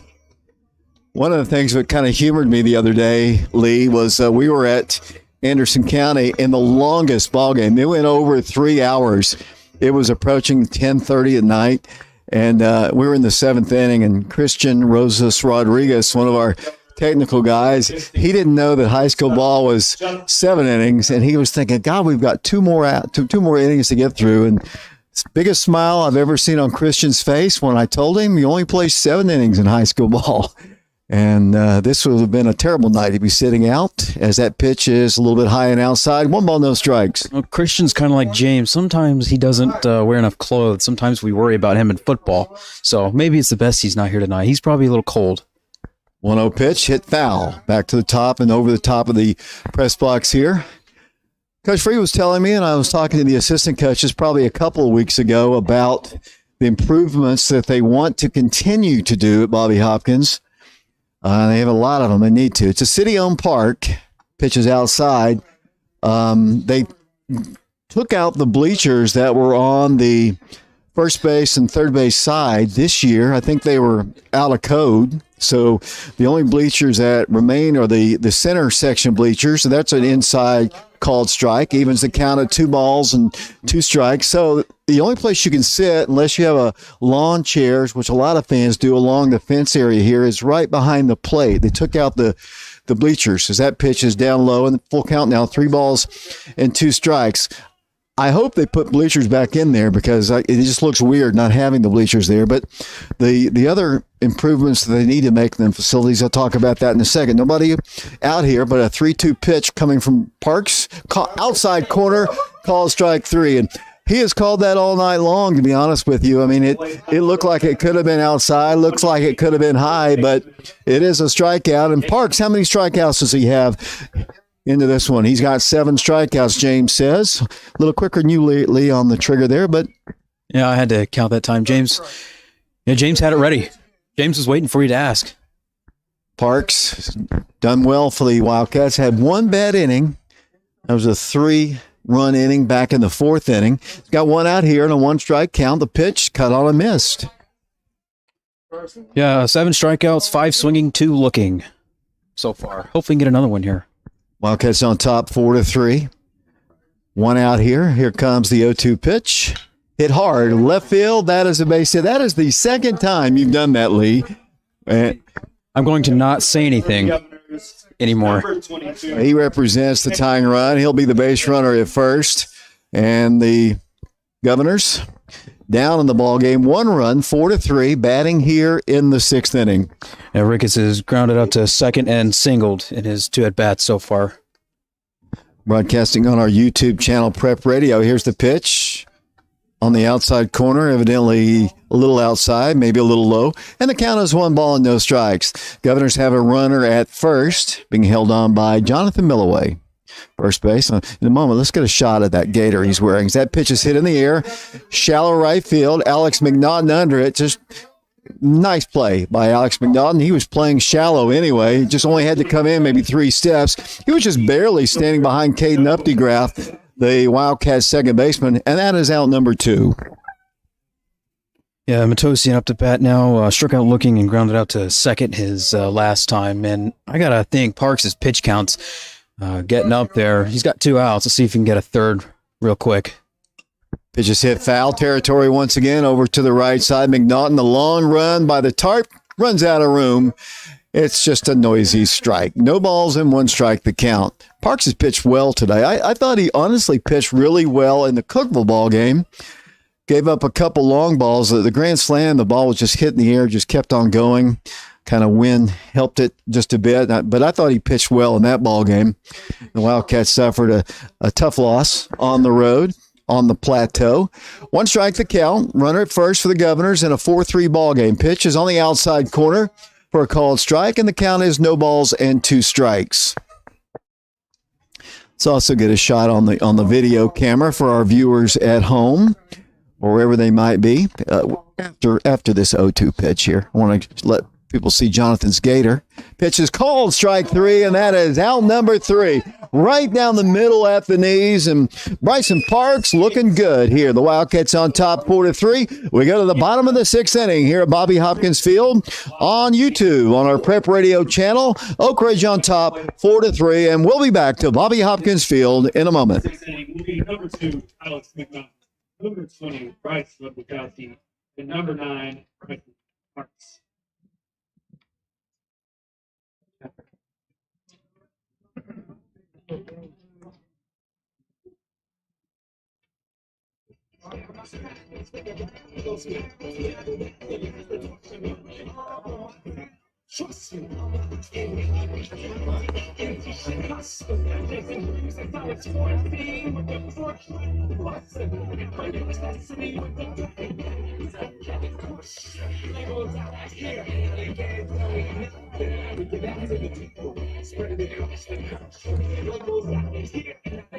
Welcome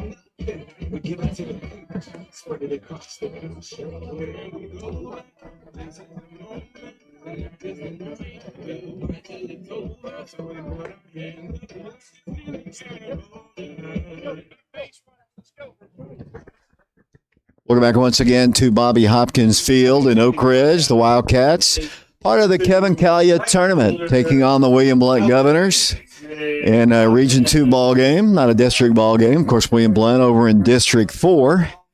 They've had to deal with the Farragut Admirals and the Hardin Valley Hawks the last several years. Really tough district there as the pitch is hit on the ground, foul. Leadoff man for the Wildcats is Alex McNaughton. What has Alex done today? He's hit by a pitch and struck out swinging. 4-3 Wildcats here. Wildcats 3 outs away from a victory. I'm trying to get a couple insurance runs would be nice here. It's only a 1-run ball game. 4-3 our score. The Wildcats in the lead. The Wildcats scored 2 in the second, 2 in the third. The Governors scored all their runs in the fourth. Pitch to McNaughton is cut on and missed, and that is a swinging strikeout on a high pitch. And the batter now will be the designated hitter, Bryce Ludwikowski. He'll stand in for the Wildcats. What has Bryce done in this one? Well, he's reached twice on errors, reached on an E3 and an E6 on both of his first 2 plate appearances. And here's the pitch from Patterson. There's a pitch outside. Ball 1. 1 ball, no strikes to count. Kind of a chilly night here, but the wind's kind of died down a little bit. I know we've talked about the cold enough. Let's just man up here and watch this baseball game. 1 out here. Pitch, hit right side, in the corner. It's going to drop in, foul. Just a little bit, about 10 feet or so, and the count is no balls and 2 strikes. Well, the sun's starting to pop out here as Ludwikowski fouls that one down the right field line, and our wind's died down. I don't think the wind got a hold of that one, but let's see if Ludwikowski can get something going here. Wildcats need another run here. Patterson's thrown well. I think they need another insurance run here heading to the 7th whenever this half inning ends. Outside corner. Now it's 1 ball and 2 strikes is the correct count. Pitcher Bryson Parks is on deck for the Wildcats. He's standing in the on deck circle. Pitch is hit on the ground, right past the pitcher. That's going to go into center field. That's a base hit.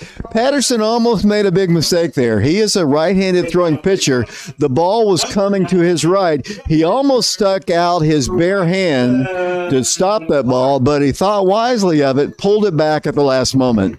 That probably would not have felt good. The only way he was going to knock that ball down was with his bare hands. So, base runner on here. Let's see if Oak Ridge can get Ludwikowski over. I don't know if they're going to pinch run for him. It looks like they are. I don't think it's going to be Mitchell Gibbons' pinch run. He's designated hitter, actually, for Mitchell in this game. So they're kind of switching, letting Mitchell run for himself, basically. Ludwikowski is designated hitter for Mitchell, so he'll be running for him. Good speed at first. And here comes Parks. Once again, the Wildcats could use some insurance. They lead it by a score of only 4-3. We're on Oak Ridge Schools Television Channel 15 right now, the high school station. We're also on our YouTube channel, Prep Radio. No count as of yet on Parks. Good speed at first, and Mitchell Gibbons takes his lead. It's a short lead. Patterson gets him back to the bag here. 4-3 Wildcats. Wildcats batting in the 6th. There's 1 out, 1 on.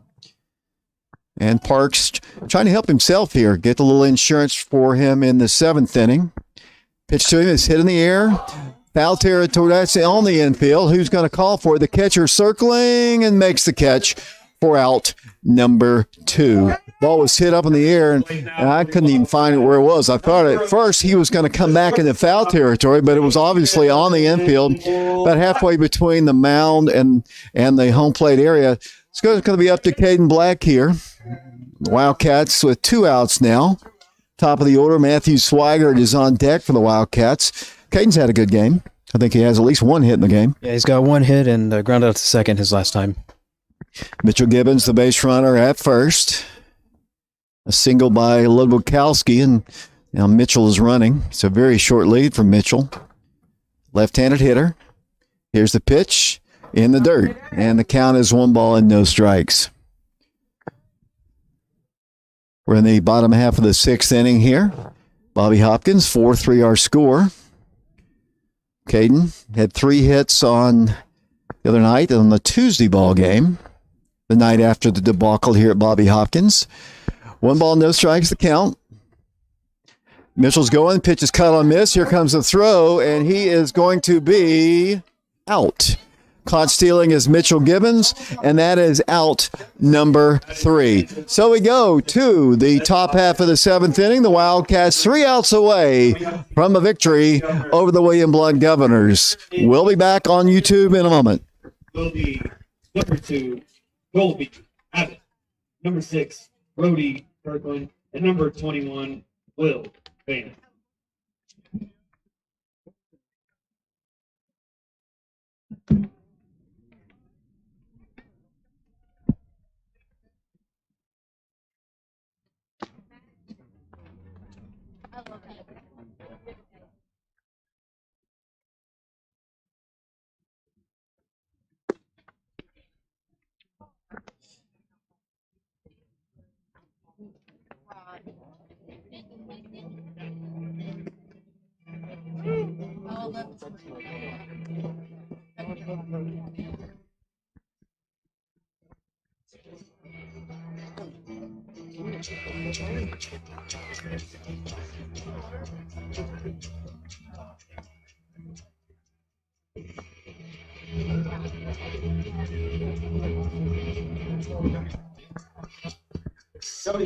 We're back once again to Bobby Hopkins Field, top half of the 7th inning. Wildcats 3 outs away from a victory. Colby Albert leading off here for the Governors. He's has 2 singles and grounded out to short, and that when they threw the runner out, it was like a 6-4-5-4 put out his last at bat. Is he batting in the batting order? You've got the book. He's leading off. He's the leadoff guy. I know, but he's the leadoff batter in the ball game. Okay, thank you. Appreciate that. No balls, 1 strike the count. Park's trying to go all the way for the victory here. He's heading the count, no balls and 1 strike. So he's got to face the top of the order. Pitch right down the middle. And I think it hit the dirt. That's good. 1 ball, 1 strike to count. 1 out, or nobody out here. It's cold. Here's the pitch, hit on the ground. That's a base hit in the left field. So they've got the tying run aboard with a big turn around first here. They've got the tying run aboard with nobody out and the number 2 hitter in their lineup. Just kind of wonder how long Coach Free might go with Bryson. As you mentioned earlier, his pitch count has got to be up there, to be honest with you. Yeah, it's got to be up there. He's thrown the entire game. He's thrown well, so hopefully maybe we can get a ground ball, get a double play, and get out of this quick and escape with a win. Left-handed hitter. They've got him picked off. Got him picked off if they can make the tag. And here comes the pitcher covering. He's going to get in the rundown there. They're going to have to throw it. And here is the rundown, and that is out number 1. Very poor job of base running there for the Governors. Picked off, and there goes the tying run off the base pass. That is out number 1 here in the 7th inning. Nice play. Great move that time by Bryson Parks. The runner was leaning towards second. And he got him. Nice rundown play by the Wildcats. He must have been going first move that time. I think one of the Oak Ridge coach was yelling on the rundown. You want to limit the throws. You want to close the gap on the runner that time. But nevertheless, they got the out. It's a big out. 1 away here. Nobody aboard here. 4-3. The Wildcats trying to hold on. And I know there's at least 1 strike on the batter. Here's the pitch to the plate. Hit on the ground. First base side. Jonathan Milloway feels it. Goes to the bag. That is out number 2. And the Wildcats 1 out away from knocking off the William Blount Governors. So they're down to their last man here, Lee Wexler here in the 7th inning. The Wildcats up 4-3. Yeah, Will Vance has a single, flew out to right, and struck out swinging in his 3 at-bats so far. Here's the pitch to Parks, hit on the ground, 2 hops. Logan Rosenberger throws on the Millway. That's your ball game. The Wildcats have won by a final score of 4-3. So the Wildcats victorious here at Bobby Hopkins Field. Final score of the game, 4-3. The Wildcats score 2 runs in the second, 2 runs in the third. The Governors 3 runs in the fourth. The Wildcats, Parks gets them 1, 2, 3 in the 7th inning, and the Wildcats have won their 3rd consecutive ball game. Lee? Oh yeah, that was a nice. That was a good game. You know, William Blount only got 3 of their runs all in 1 inning, but that was a nice job by Parks. I'm sure his pitch count. I don't know what his pitch count was, but I'm sure it was up there. And one thing I noticed, I wonder if Vance stepped on Milloway running to first that time, because I noticed Milloway came up limping. So hopefully Milloway's okay. But yeah, I mean, it was a good ball game. You know, Oak Ridge scored 2 in the bottom of the second, bottom of the third that time. But you know, talking to the umpires down there, I don't know what that's about, but because Milloway got stepped on that time, so that's not good. But it was a good win by Oak Ridge, David. 4-3 our final score. We're going to hopefully talk to Bryson Parks and Coach Travis Free. We're on YouTube. 4-3 our final. We'll be back with our postgame show in a moment.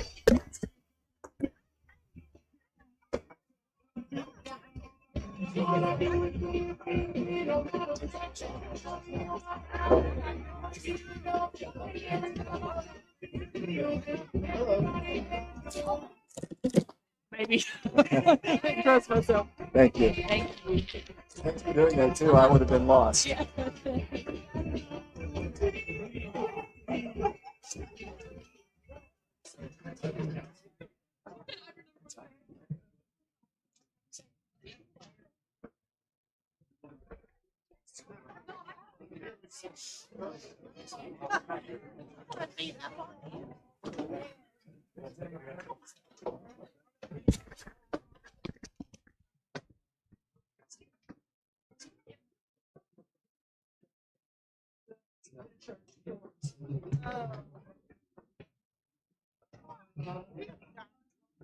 Ridge defeats William Blount by final score.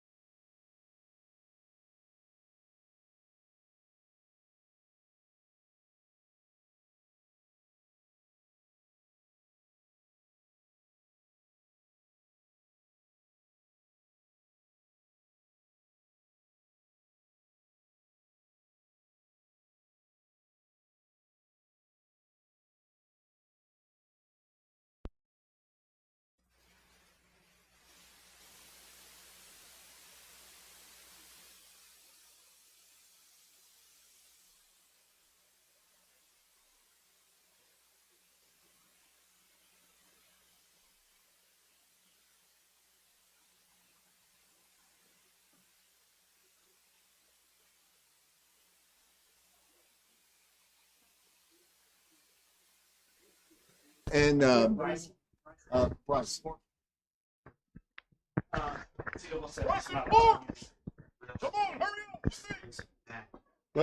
Let's do it out there. Hey, Coach, you want to do it out there? Here, you can.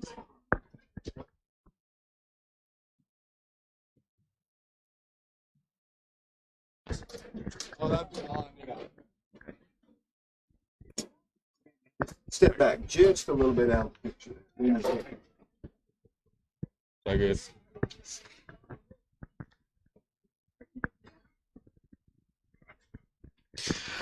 Welcome back to YouTube on our broadcast of Oak Ridge High School baseball. Joining me is the winning pitcher, the Oak Ridge High School Wildcats. We've got Bryson Parks with us. Bryson, first off, congratulations on the win. Your thoughts on this victory? It's a fun. It was really cold when we got here. We knew it was going to be tough, and we just had to compete, and we got the job done. You pitched 7 complete innings. You pitched well, I thought, in the Cookville ball game the other day. Today, you had some base runners, but you limited the damage. What was your best pitch going for you tonight? Probably my changeup. You had 8 strikeouts in the ball game. Are you a strikeout pitcher? Is that something that you pride yourself in? I wouldn't call myself overpowering. I'd like to hit my spots more, so I like to let my infield work. I was about to say, one thing I was going to say about that is you have good, solid defense behind you. I mean, your infield is solid. You have great outfield play. So if the ball is put in play, you pretty much know your guys are going to make the play. Oh, yeah. So let's talk about the team. You've now won 3 straight ball games, 2 district wins over Anderson County, and this one on a roll right now. Your thoughts on how the team is playing right now? These guys are really tough, and I know how bad they want it. And we're getting the job done, and I feel like we're going to keep on rolling. Bryson, I appreciate it. Good luck, and we'll talk to you later. Thank you. That is Bryson Parks. He is the winning pitcher in this ball game, a complete game for the Wildcats, and now the head coach of the Wildcats, Travis Free, joins us here. Coach, first off, congratulations. It's a good ball club you beat today. 4-3 was the final score, and boy, Bryson pitched well tonight. Yeah, for sure. I mean, that was Bryson's best outing of the year, no question about it. He hit the nail on the head. His changeup was his best pitch today. I think that Coach Quillen and Bryson had about the best game plan I've seen out of them this year. I felt like Coach Quillen called a good game and put Bryson in some good positions to make big pitches, and he did for sure.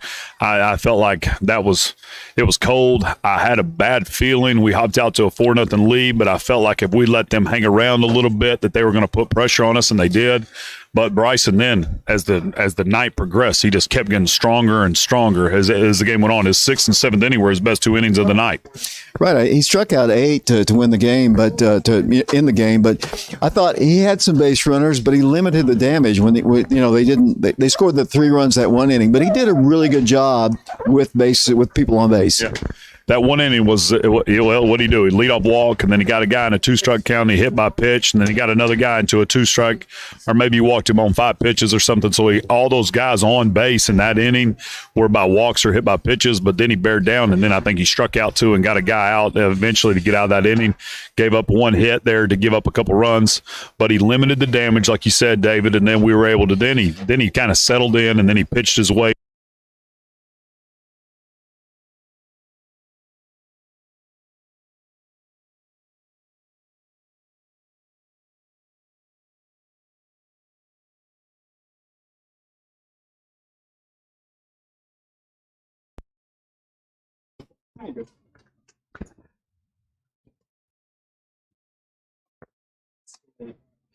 Now we're back, Coach. Sorry about that little technical issue.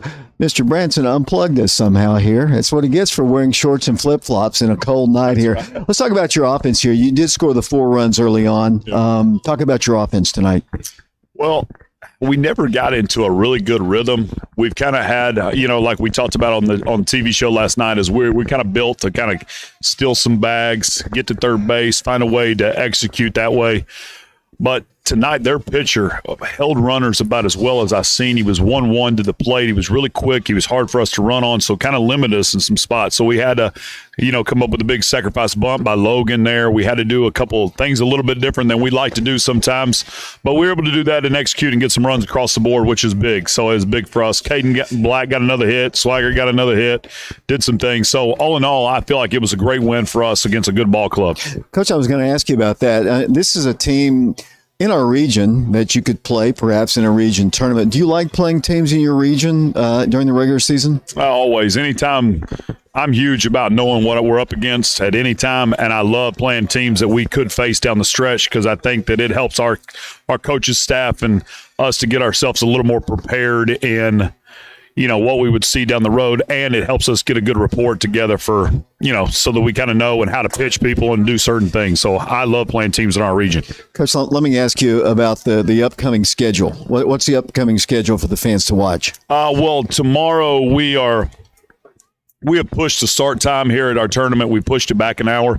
We are not starting the first game here till 10 a.m. due to the cold temperatures. It's going to be below 30 early in the morning, so we're going to wait a little bit. So that's going to push our game time. We play the late game tomorrow, which is 5:30 p.m. tomorrow night. So first pitch in our game is scheduled for 5:30 against Maryville Christian. We'll have senior Jackson Rafferty taking the mound tomorrow night, so it'll be exciting for him. Jackson was on TV last night, get his second start of the year. I'm excited about playing 4 games this weekend to kind of get us into some sort of rhythm, get some guys some looks that we haven't seen or everybody hadn't seen in a while, kind of give some guys a day off and do some things and get our pitching staff a little work because we've kind of been limited. We've been 4 guys really in a week right now, so we need to extend that to about 5 or 6. Coach, just your final comments on the win here. That was a great win. Bryson Parks was phenomenal. I'm excited for Bryson. He needed one of those. He's had 2 starts in a row at Dobbins-Bennett and at Cookville against 2 huge regional opponents and really had to pitch well and really pitch well late into the games. I'm glad to see tonight that he pitched deep into the game and then took one step forward, and his best innings were the 6th and 7th and closed the door on him. Coach, thanks a lot, and congratulations. We'll see you tomorrow. Once again, roll Wildcats, roll, and thanks David and everybody to be out here to get us on TV. This is huge for Oak Ridge baseball. Thank you. That's Coach Travis Free. Let me get Jackson over here. Jackson Rafferty. So we're finally going to get a chance to see you pitch tomorrow. The Oklahoma kid going to play the Maryville Christian team. Your thoughts, and are you excited about tomorrow? Yeah, I'm excited. Last week I didn't get to get my start because it rained out, so I'm ready to go. Do you know anything about the team we're playing? I know absolutely nothing about this team. I have no idea. Well, what about tonight's win? I thought, William Blount's a good team. They played Farragut really tough the other night, and you know how good. You've probably figured out how good Farragut is. But your team got great pitching tonight from Bryson. He really looked good. Yeah, he had a phenomenal game, like Coach said, and couldn't have done it without him. It's just a great team win. Jackson, good luck tomorrow. Thank you. Jackson Rafferty, he is the starting pitcher for tomorrow's ball game. Let's get Lee with the final totals of the ball game. Oak Ridge wins at 4-3. Thanks, David. Let's run down some final stats for the Oak Ridge Wildcats in their 4-3 victory over the William Blount Governors. Matthew Swigert was 1 for 2 tonight, had a single, grounded out to shortstop, and had a walk. Jacob Franklin was 0 for 3, had a fly out to right field and flew out to center field and grounded out to the first baseman. Caden Updegraft was 1 for 2 with a single, a hit by pitch, and a strikeout. Jonathan Milloway was 1 for 3 with a single and 2 strikeouts. Logan Rosenberger was 0 for 2, grounded up to shortstop twice and had a sac bunt. Alex McNaughton was 0 for 2, was hit by a pitch with 2 strikeouts. Bryce Ludwikowski was 1 for 3, reached on all 3 of his at-bats, reached on an E3 and an E6, and also singled there in the 6th inning. Bryson Parks was 1 for 3, had a single in the 2nd. Reached on a fielder's choice and popped out to the catcher. And Caden Black was 1 for 2 with a single and grounded out to second base. Pitching for the Wildcats, as we mentioned, was Bryson Parks. Gave up 8 hits. William Blount actually out-hit Oak Ridge tonight. Bryson Parks gave up 8 hits, had 8 strikeouts, 5 swinging, 5 looking. Only gave up 2 walks and only hit 2 batters. So those are the final stats for Oak Ridge tonight, David. And the winning pitcher, of course, was Bryson Parks, and 8 strikeout effort for him, 7 complete innings. James Branson, your thoughts on the win? That's a great team win for the Wildcats. You know, this is a really good team. They fight really hard. They play well together. You know, I think you and I at one point, David, were talking about this team never really seems like they're out of any game. They keep fighting. They keep pushing through regardless of what the score is. And that's really nice to see for the Wildcats. And I think Coach Free's doing a great job trying to change the culture around here and make it about that type of effort and perseverance throughout the year. I had to get Jeremy Miller on tape here. He didn't get in the ball game. He's not gotten into the ball games. But I got him on while you were talking there. We're going to close it out here. 4-3 was the final score. The Wildcats. There's Jonathan Milloway. See you, Jonathan.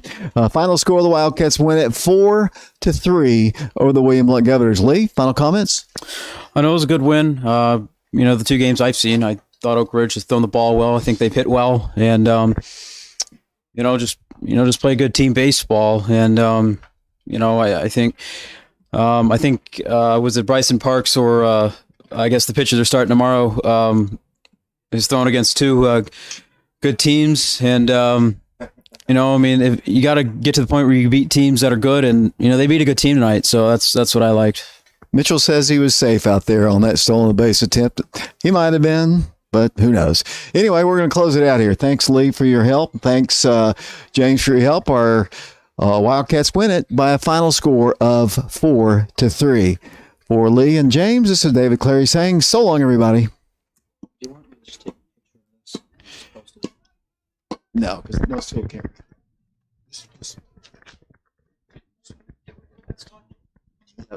But you don't have the audience and stuff.